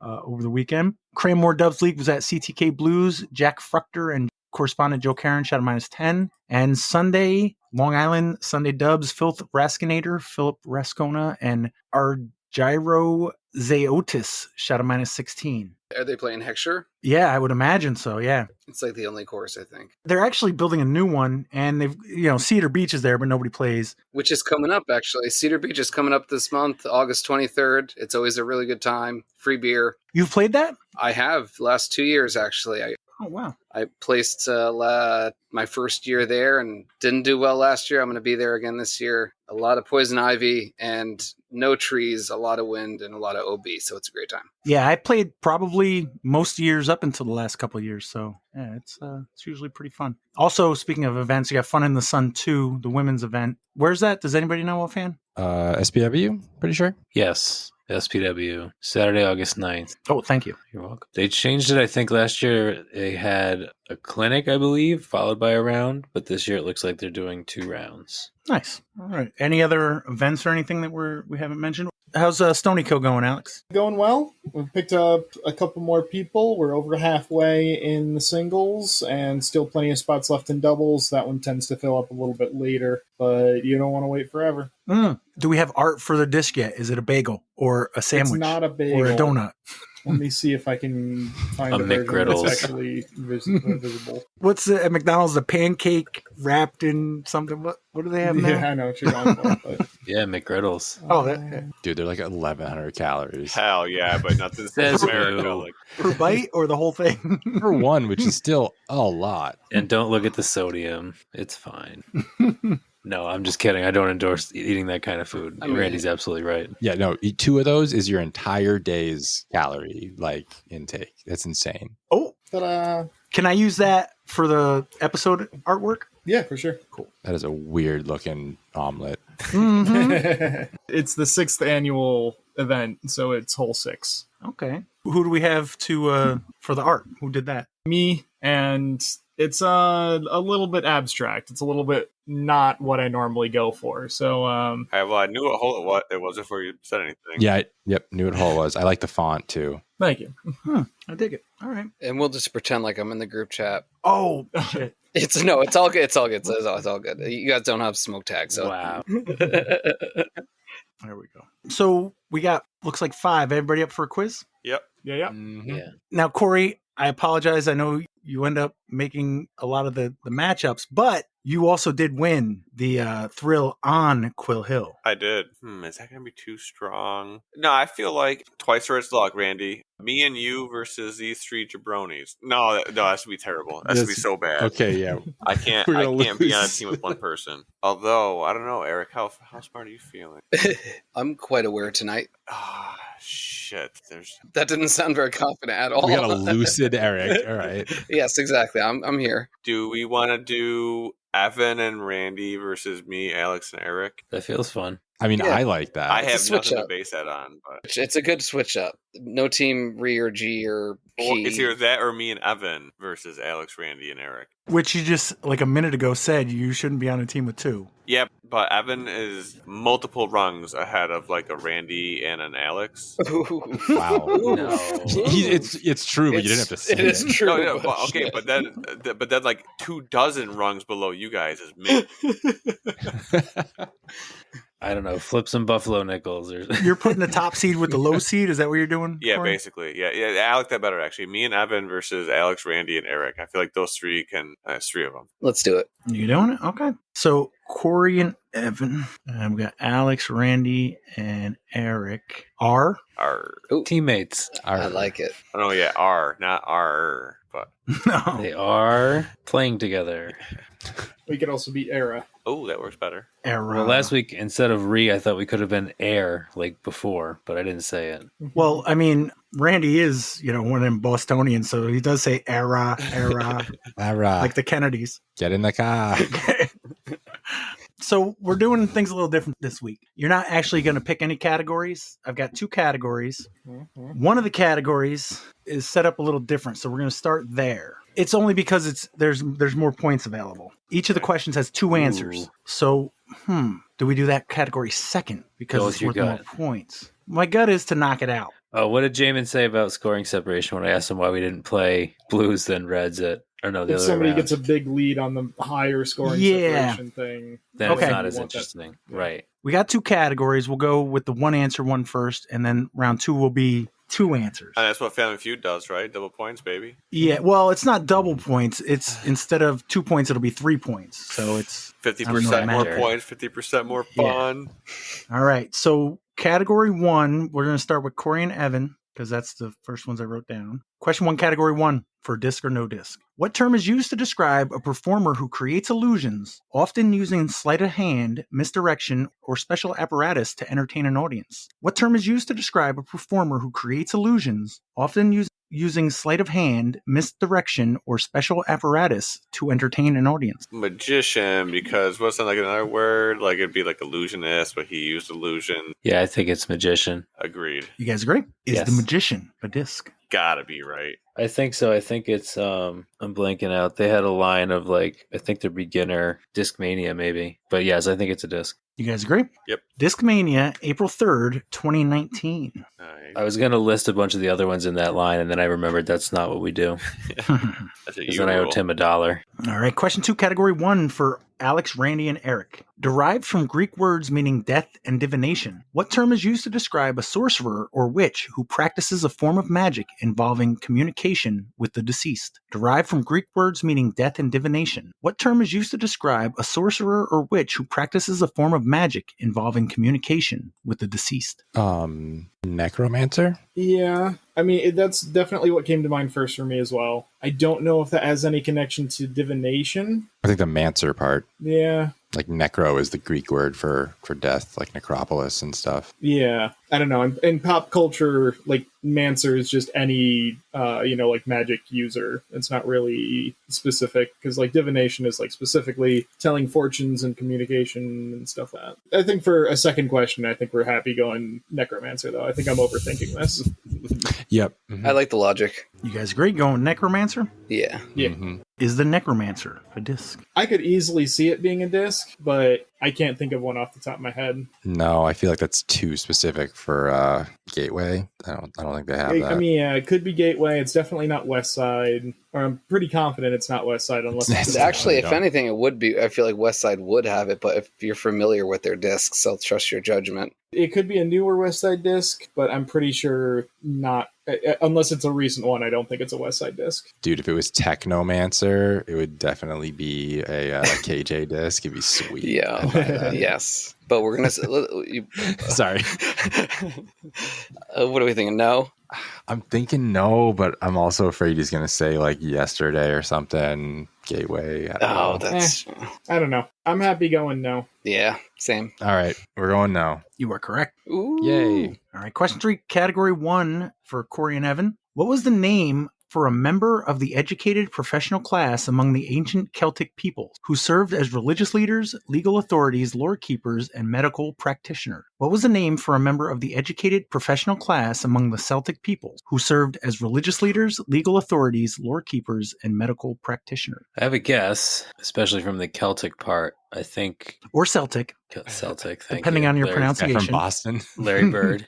Shout out again. I'm thinking druid. I like the word. I didn't know where it originated from or where. In my mind, it originates from one of the old King's Quest games on DOS, maybe 6 or 7. And there's a group of druids, and they have this like Stonehenge looking like island you have to go to I think you need advance to your explain to quest. Corey that's disk operating system. Nah.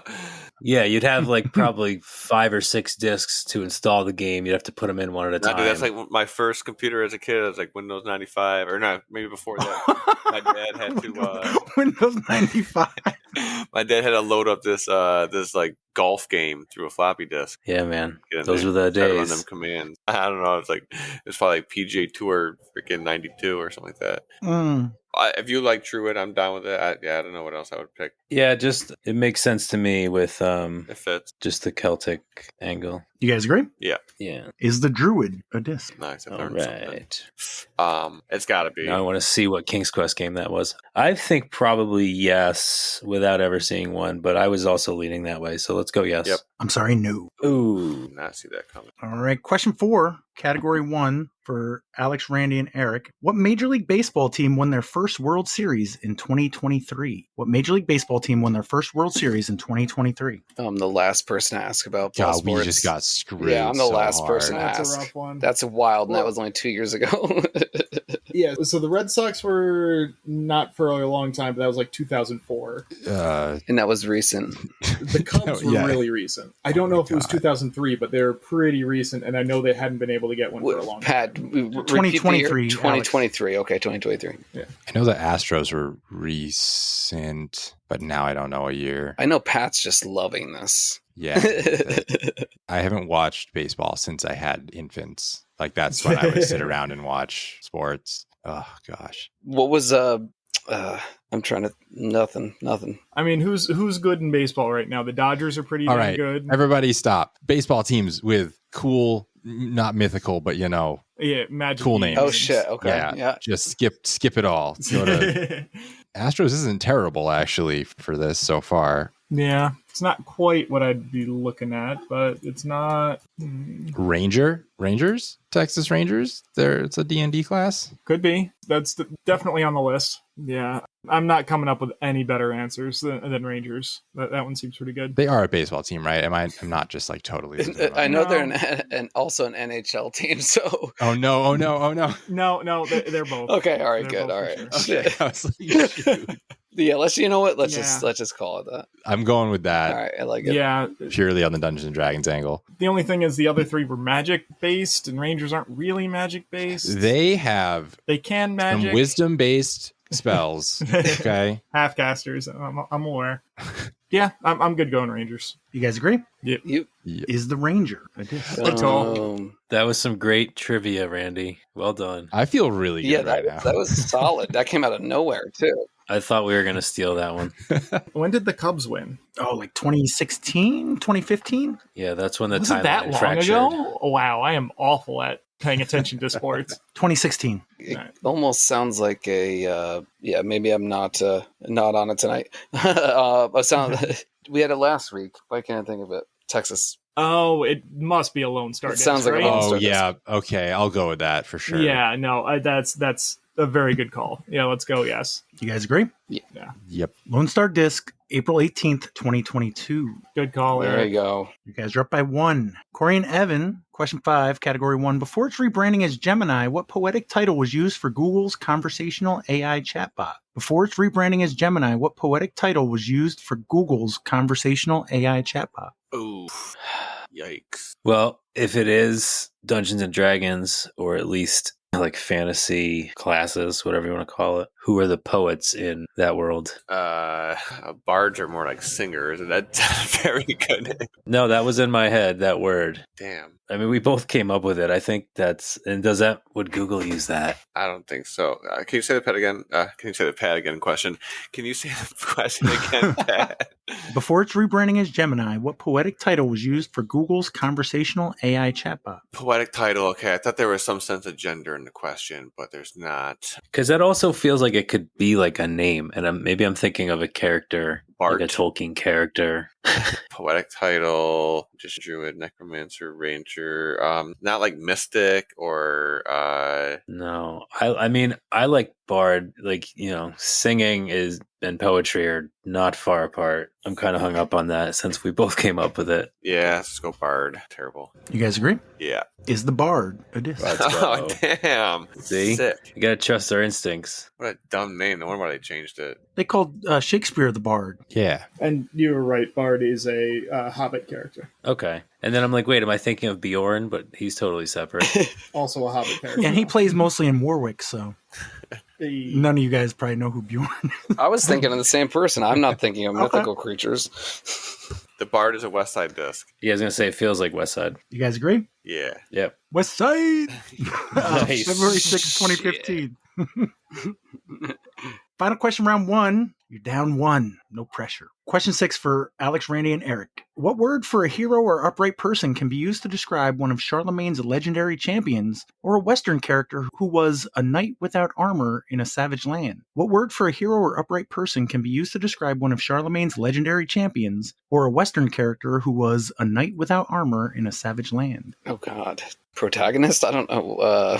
Doesn't go with the theme. A knight without armor in a savage land. I'm just writing down Dungeons and Dragons classes right now. One more time, Pat, if you don't mind. What word for a hero or upright person can be used to describe one of Charlemagne's legendary champions or a Western character who was a knight without armor in a savage land? I don't know if he means Western, like shooting guns and riding horses, Yes. or like Western as... Oh, okay, cool. That didn't help me at all. Well, we had Ranger. Yeah, Ranger is a pretty good answer for this, but it's already one. Yeah, we had... So, like, hero could be a paladin, I guess. Yep. I got Paladin, and should I just say other classes? I don't want to. There's subclasses. I played. This is the D&D, last let's be real. question in the category. That's Yeah. true, but we still don't want to give it away to him. Mm-hmm. Good Paladin point, was my Alex. first thought. I mean, for D&D classes, that's the only thing I can think of. Let's go with it. I mean, they normally have armor, though. Oh, shit. Well, Well, yeah, but in a Western, True. nobody really wears armor. am I the only person who doesn't have like up-to-date D&D knowledge or really good memory retention? Because I played it just not in a long time. It might be your brain, buddy. I think that is actually, yeah, it's maybe most things. I want to go Paladin just for the sake of not saying other answers. Same. Okay. Yeah. I'm not, like, happy with it, but I'm not unhappy with it either. So let's go with it. You guys agree? Yep. Yes, sir. Is the paladin? Shit. Let's go. Good job. I feel like I would have heard of a paladin at some point. Yeah. My last playthrough of Baldur's Gate 3 is a Paladin, so like I would buy that. It's definitely like on theme for a number of different things, but I haven't heard of one specifically. No, me either. It's a great name, but definitely have never heard of it. And I feel like, yeah, Randy, if that's your status, then I feel like you would have picked up on that pretty quick. Yeah, no, never heard of one. Could be a recent one. What are you guys thinking? I'm leaning no. Same. Let's go no then. All right, we're going no. You guys agree? Yep. North Star Discs, Oh, June 27th, 2022, and one round in, we are tied, 5-5. I've heard some speculation, but does anybody know the category? I'd just say RPG classes. We had Magician, Necromancer, Druid, Ranger, Bard, and Paladin. Like fantasy classes. Yeah, the first two are not Dungeons and Dragons, so are you going to go like EverQuest on us right now? Exactly. Oh my gosh.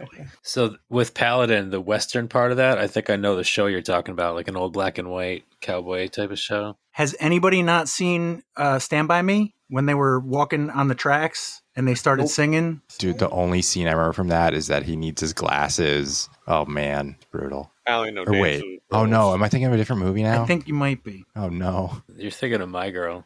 Yeah, that's what I'm thinking of. I'm You're just upset mixing now. up, what are those Motown song titles turned Yeah. into movies? Anyway.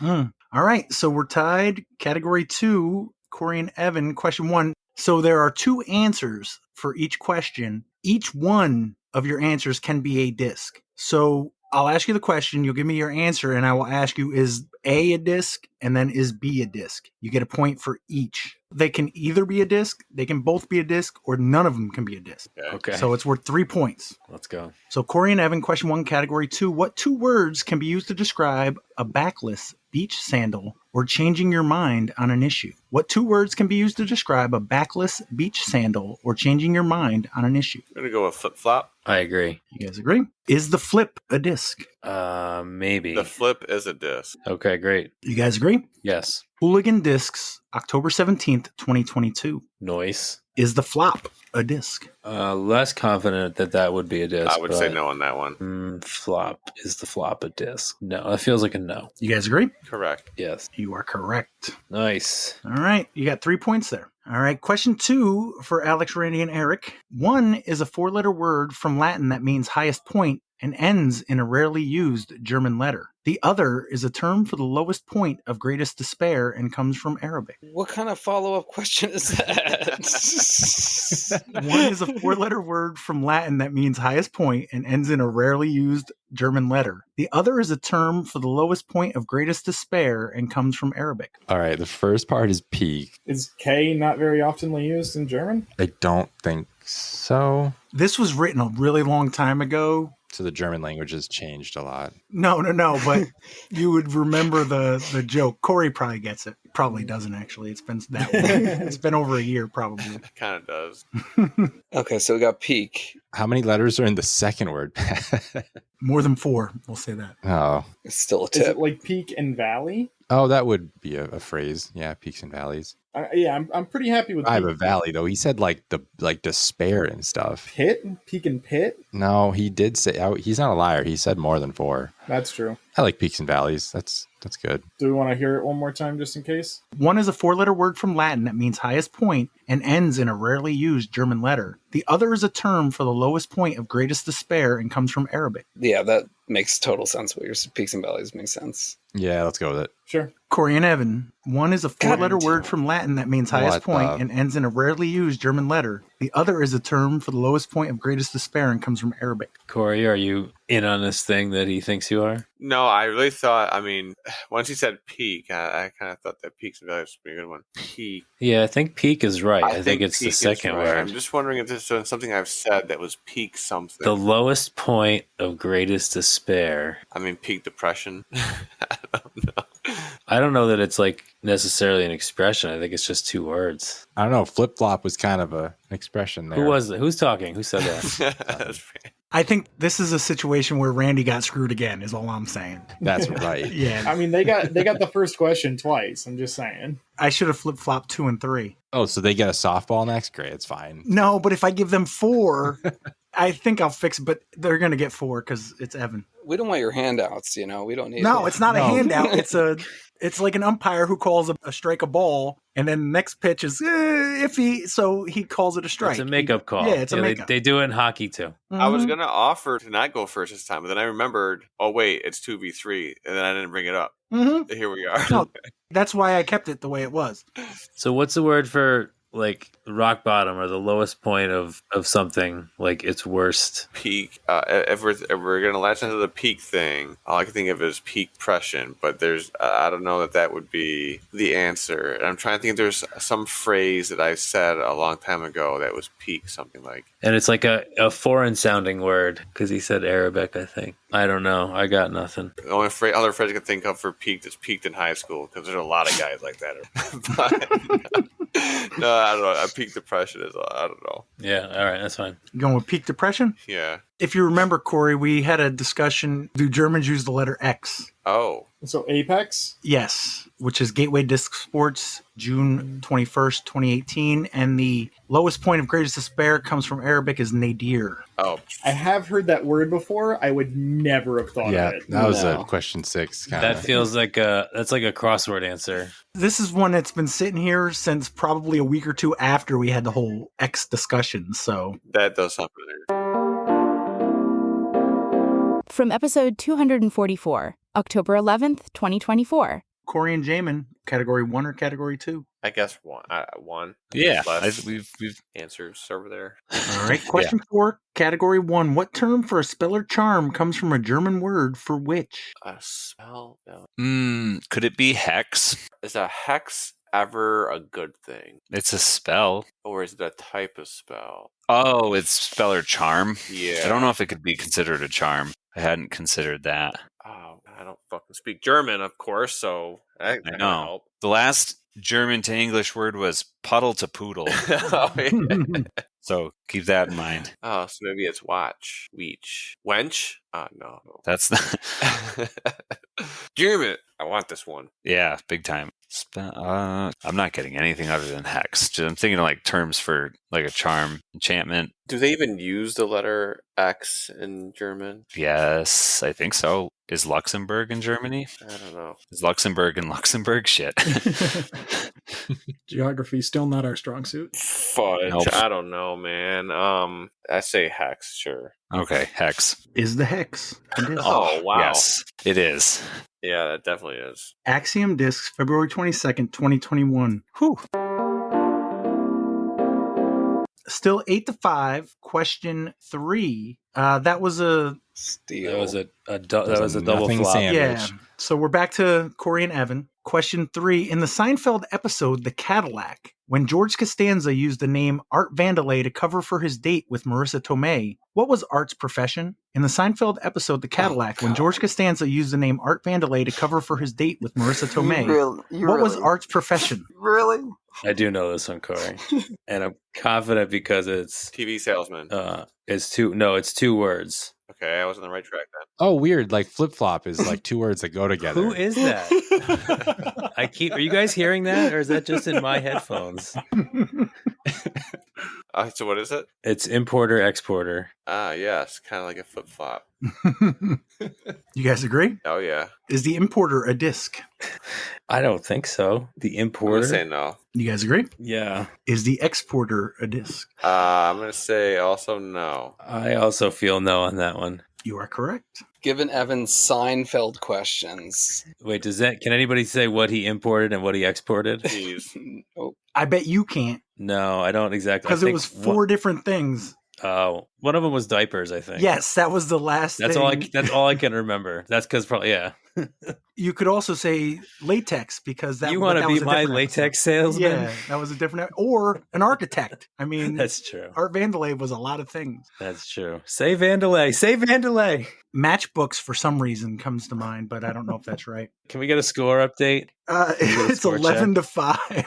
Okay. Alex, Randy, and Eric, you guys are getting screwed. But question 4. Still a chance. How would you guys have done on importer exporter? Oh, nothing. I had it. I definitely had it. Oh, Okay. nice, Alex. All right. Well, hopefully this That's one makes bullshit. up Give for him it a give him little another bit. one. Give him another hard Seinfeld question on the side. See if he gets that one. Question 4, category 2 for Alex, Randy, and Eric. One is a nickname shared by a fat boy, a Jim, and a shady character. The other can describe molasses, the skin of a pachyderm, or a brick in a Jethro Tull album. One is a nickname shared by a fat boy, a Jim, and a shady character. The other can describe molasses, the skin of a pachyderm, or a brick in a Jethro Tull album. Title. So Slim's the first one. Mm-hmm. And thick. Slim, thick. Is thick as a thick brick? Is Thicker that the than a Jethro bowl Tull of thing? oatmeal. Molasses thick, elephant skin Randy, thick. Look, I'm sorry. I gave you the eyes. I Yeah. think it's slim, thick. I am not upset with that. I don't have a better answer for the second Can we one. get the second part again, just to be clear? The other can describe molasses, the skin of a pachyderm, or a brick in a Jethro Tull album. I don't think it's viscous. So No. Yeah, that skin being viscous does not sound like a pleasant thing to imagine. Thank you for making me imagine it. I can't argue with the logic. I have no other. Yeah. Yeah, not upset with it. Going slim and thick? Yep, with 2 C's, Pat. Is the slim a disc? And you still don't get 2 that go together. So I'm just Yeah. really Yeah, screwing you kinda. guys. In my mind, they do. Well, no, they do, but like same as Apex and Nadir go together, but not like importer, exporter, and flip and flop. But Yeah. And yes, Alex, Thick as a Brick is a Jethro Tull album. It's one song over both sides of the album. It's like 28 minutes long or something. Nice. it's like half a fish song. I get it. It's like half a Fish song. It is. And the lyrics are really cool and weird. All right. So Slim, disc, not disc. It sounds like a cool, like it's a good name. I feel like for like a floppy or something. I don't know. Yeah, I like Slim, I think. I'm not upset with it, but I don't really have anything supporting or not supporting it. I would say. It's very committal. Yeah. Yeah, let's go with it. Yeah. I need one more agreement. Yeah. Let's go. Yes. Why not? All right, I'll fold the masses. All right. Momentum Disc Golf AB, December Nice. 20th, 2021. What about thick? Who's throwing a thick? Who's throwing a Yeah, slim? that's kind of weird. Who's throwing a slim though? Yeah, like the slim already, I feel like is a weird one, but this could be a trap. It could just be that the guys who are making a slim also made a thick, and one's understable and one's overstable. Instead of adding a 3 to the slim, they were just like, Yeah. They were 3. I would lead towards yes. I just want to go yes based on that Yeah. logic, unfortunately. Yeah, let's go. Yes. I'm sorry, no. Oh god, I Dang knew it. it was a Dang trap baited. Now I'm wondering, when are we going to get the Slim X3? Yeah, right. So we got 11-7 final round. Still a chance. There's like 6 points available. Corey and Evan, question 5, category 2. One can mean to board a ship or to start an enterprise, while the other can mean a landing pier for a ship or to deduct from one's pay as a penalty. One can mean to board a ship or to start an enterprise, while the other can mean a landing pier for a ship or to deduct from one's pay as a penalty. So the second one is dock. Dock, yes. Okay, so he did not say landing dock. No, pier. Landing He said pier. Okay, I was trying to type it all. Or to deduct from your check, which Yeah, we're no, going to dock is your pay. huge. Yeah. The other one is board, ship, or start an Embark. enterprise. No, board a ship or start an enterprise. It has to do with dock. Can we just hear the first part again real quick? Sorry. One can mean to board a ship or to start an enterprise. If you start an enterprise, you are embarking on a I did say embark earlier. embark but and dock. Is it somehow like flip and flop? embark dock does not No, that doesn't track. Doesn't scan. I don't know. I'm overthinking it, and it's probably embark. yeah. Embark and dock. You agree, Evan? Unfortunately. Is the embark a disc? Oh, really? Oh, That shit. didn't feel like it was an answer.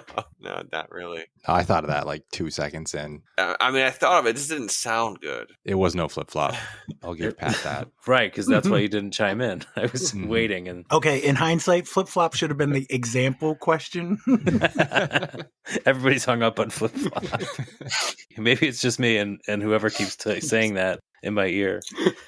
Is the embark a disc? That could be. That like feels it. like it's like an ambitious kind of like verb that you would use to name an object. Yeah, I like that one. Like a car, you know? Yeah. Let's go yes. You guys agree? hmm Yeah. H13 Disc Golf, June 13th, 2024. Okay. Is the dock a disc? Don't like that one as much. No, I don't like it either. To say no. Okay, no. You are correct. All right, final question worth 8 points. Love it. Nice. Question 6, category 2 for Alex, Randy, and Eric. One is a 2018 TV series which begins with John Nolan joining the LAPD at age 45. The other got their affairs a cabinet department in 1989. One is a 2018 TV series which begins with John Nolan joining the LAPD at age 45. The other got their affairs a cabinet department in 1989. I don't know. Are you guys John Nolan fans? The first one's, I think, Rookie. The second part, I am not wrapping my head around. So it was cabinet office, right? And it's affairs. Yeah, like it became, so like what became a cabinet member in 1989? It's either like the Office of Internal Affairs or External Affairs or something like that. Yeah, I love Rookie for the first one. But Mhm. yeah, so I'm not connecting the two. I'm not sure if they're intended to be connected in any way, but It seems so, though. There's that, or at least that, like, almost opposite. Like flip flop. Yeah. Thank you, Evan. it's funny. Yeah, Rookie of the Year. It's crazy how, no. Shit, what was the last half of that question? The other got their affairs a cabinet department in 1989. 1989. Recent too. Who was 89? Thank you, Alex, for saying 1989 is recent. It feels like it, right? On a political scale, It absolutely. was the year I was born. Was that George Sr.? It was the year the Berlin Wall went down, so that would have been George Sr., right? Yeah. I feel good about that. Okay, it's the opposite, or at least something to do. Oh, is it the Office of Veteran Affairs then? Rookie and Veteran? Ooh. Oh, hey, dude. you did it. Alex, what a guy. For 8 points. Thanks, We don't even have to know if it's a disc or not. Ev. That was I huge. saw that, buddy. Did you see that stroke? I've seen that. Do you guys agree? Yeah. Yeah. I mean, it's gotta be, right? Yeah. Is the Rookie a disc? Good question. Evan, not to interrupt, but what strobe? What do you mean? I was hitting the hands up button on and off in rhythm when they said veteran to like ding, ding, ding. I don't look at the screen when I'm thinking. Were you spelling out veteran in Morse code? No, it was just It was to a techno beat in my head. Something by Fatboy Slim. Exactly. Too good for Sandstorm. No, that's a classic. That'll It never is. go out. Is the Rookie a disc? It could be. The Cookie's a disc. Really set the bar low then. I feel like the next one is. I think Veteran is. You know, I don't really like Rookie. Doesn't really instill confidence. Like, I'm going to throw my Oh, Rookie. that's Like, he's never done it before. You guys agree? I'm going Sure. now, I think. Yeah, why not? You are correct. Wow. Is the Veteran a disc? I would have confidently said yes to It's a this. basket now that I'm... Oh, you maybe got that's what I'm DD thinking of. baskets are Fucked up veterans. This is for double Yeah. digits. I screwed You got me it. fucked up now. I was very confident in it being a disc up until that moment. I wouldn't have been able to tell you what the disc was, so if it is a basket, it easily could have just been a basket, and I'm confusing the two. Yeah, it's Dynamics baskets and the Veterans for Vets tournament. I was going to is a- say it was a Right. dynamic Yeah. disc. Fuck. So I'm going to go no. for I'm some happy reason. going no. Yeah. I'm going to yield the masses. I think it is a disc still, but I know it's a basket. we I know can- it's a basket. You So guys yeah. agree? Yeah. Yes. Millennium Golf Nah. Discs, August 5th, 2014. So Corey and Evan, 14-9. Let's go. I made good Congratulations. teams, I think. I also think that the other team got screwed on the question order, but that's why that's been sitting in my vault for like a year. We wouldn't have got the Seinfeld one either way. So Corey did good job. Yeah. No, Alex said he had that one. Oh, Alex did have that one. Shit. Yeah, I would have had importer exporter for sure. Pat, there was a point in round one where I was getting Spaceballs vibes because when I was saying Druid, like I'm thinking she doesn't look Druish, and then Lone Star, Lone Star. So that made me think of some. But that was the Elros. disc. I know. I'm just in my mind that was the dots that were connected. Also, you asked earlier why nobody says K-Klein because Kenji has single name status. Like nobody ever says Oprah who. Like he's Kenji. Period. That's true. Oprah who? Exactly. That's a good point, but I'm going to try to bring in K. Klein. All right. Good luck. Hey, I helped bring in Ryan Travis 148-343. Yeah, that was huge. I'm not Mhm. saying you're not an influencer, but I mean, Alcatraz has kind of caught on. So that's That true. one too. All right. Is there a team name for the new New England Team Challenge team, or are we going to get to do like a poll?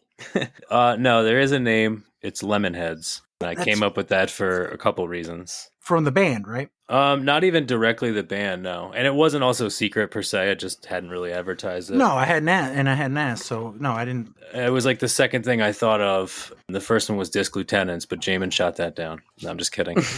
Oh, because this captains. Right, yeah. No, I You was... should have gone with That like, wasn't... you know, Disc privates. yeoman. Well, right. There was a lot of opportunity to explore that. But I was drawn to the word lemon and Geralaman. And Ooh, no joke, like my office, I have a little candy dish for people that come in and out. And I just bought at Walmart a bag of assorted Lemonhead candy, which is like an old school candy you don't even see much. I'm very familiar. Yes. Yeah. And then also, you know, musically, I consider myself like a mild deadhead, also a fish head, as Erich said. I'm familiar with the Lemonheads, but for some reason, I'm not naming their song. Like they're big. I'm not super familiar with the band Lemonheads. I guess really? I've heard of them. They sound, is it like a punk band? Um, I was thinking more like Deadheads, Fish Heads, you know, Lemonheads. I don't know. And so I that's kind of tossed that up to a few people and no one objected. And I needed to put something into the Facebook forum to apply to join the playing pool. So that's what we went with. American alternative rock band formed in Boston. Randy, you should know this, in 1986. Yep.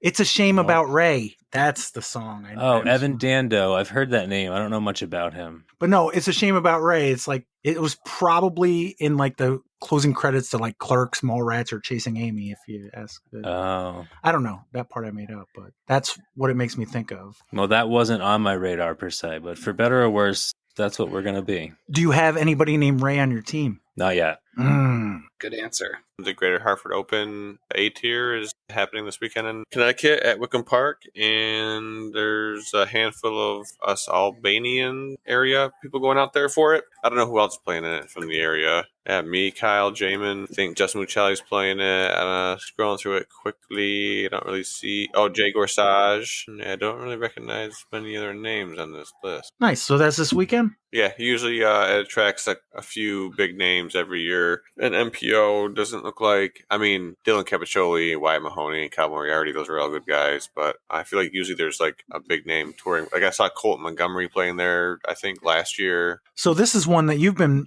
the last few years, no? Yeah, it's my third year. Yeah. Okay. So they've changed it up a little bit since over the years, but it'll be a good weekend. It's fun. It's a fun course. Nice. Any birthdays coming up? Patreon supporter Mark Bryan's birthday's on August 1st. Is there anybody's birthday tomorrow? So my birthday's tomorrow, July 29th, Tuesday. I share a birthday with Brandon Medina. Caitlin Clay's birthday's on Thursday. So today, if you're listening when it comes out. James Black, his birthday's on Friday. You said Mark Bryan. Tim Giardini, his birthday's on Friday. I also see Devin Lamke and Mark Bryan coming up this week. That parrot.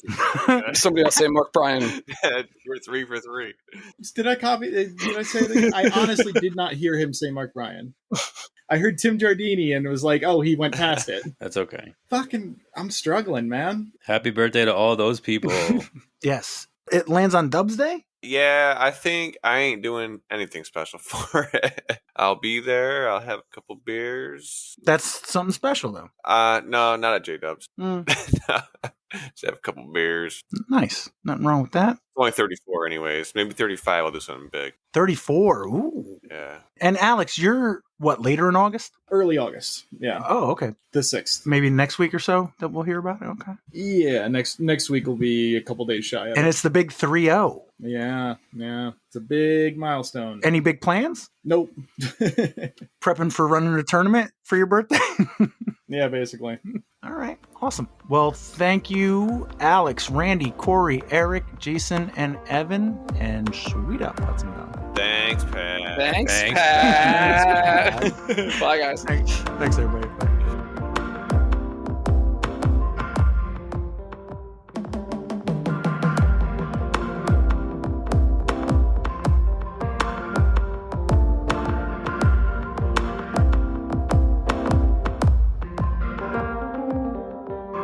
I hope it didn't come off as snarky when B. Klein posted on the Facebook page about when I screwed up the final round. Oh, like the playoff thing? Yeah. I think you need to be snarky with your nemesis. It's true. Yeah. I wasn't trying to be like, first of all, like Justin Muccelli would tell you, engagement is engagement. Yeah. Correct. But Brian Bickersmith, man, he picks nits like a motherfucker. Yeah. It only came off that way when you see that like wow face, the wow reaction. It didn't seem snarky until somebody had, I think it was. Well, I was trying to Brian that remember. did that. But did you put an emoji on it, or was it No just emojis. No emojis. That's not really your It was just style, straight right? up. First of all, I don't communicate well in any kind of text format, but I love constructive criticism. I don't think of this as my podcast because all I do, I'm like the announcer producer. You guys and everybody listening are the content. If somebody messaged me saying, hey, talk about this, we'll talk about that. My feeling is like with Bickersmith bitching about Thatcher, not including the T, you know what, dude, send me a message and I will fix it. The Thatcher thing is so funny. Yeah. I do it on purpose out of them. With the finals, dude, it may affect 2 people. Send me a message. The very first thing we talk about will be that. I could totally see your side where it feels like, geez, man, let me know. But I think it's also kind of their way of engaging with the show and like being in a public forum. And I totally see both sides, I guess. And again, I don't have any ill will towards either of them. You don't have any ill will towards the kid you've been calling your nemesis for. No, why would I? No, I mean, it's not like he beat me or anything at Greg's place. He's been beating me lately. He's been playing well. Yeah, it's true. He didn't beat Erich. Not that day. Not on Saturday. Not on Saturday. Yeah. So yeah, he didn't beat me. No, he's been beating me for tags lately. Like I said, I'm like a producer announcer. You guys provide all the content. I was telling Erich this weekend, I don't even say my name in the intro. I'm sure I've told you this before, but the thanks Pat at the end? Yeah. That began as a sarcastic thing because early days in the podcast, whenever somebody said something nice about me, I would edit it out in the final release. And I don't remember who it was. Might have been either Ryan or Liam, but somebody started that as like a, you can't leave this out kind of thing. So it was sarcastic at the beginning. It used to be like, thanks, Pat, Yeah. and it just kind of carried on. And I've gotten better at it, at leaving things in that are complimentary, but I don't want it to be about me. I don't want to be the next Terry Miller of the Hudson Valley. I just want to be the guy who puts this stuff out there. But the content's all you guys and people listening. So that was my only thing. What was funny last week, and I told Evan, I felt so like at the end of the episode, I mean, I also had 3 or 4 bowls at that point. And I literally signed. I was like, "Thanks for coming on, Greg. You were really fun." And I realized that was your line. Oh no, it was fine. But you did it so earnestly and so like it was so heartfelt. It was nice. It's true. I enjoy doing the producing stuff and getting through the reading of the results and that kind of stuff. And I try to throw in funny stuff, and about 30% of it hits, so the rest I delete.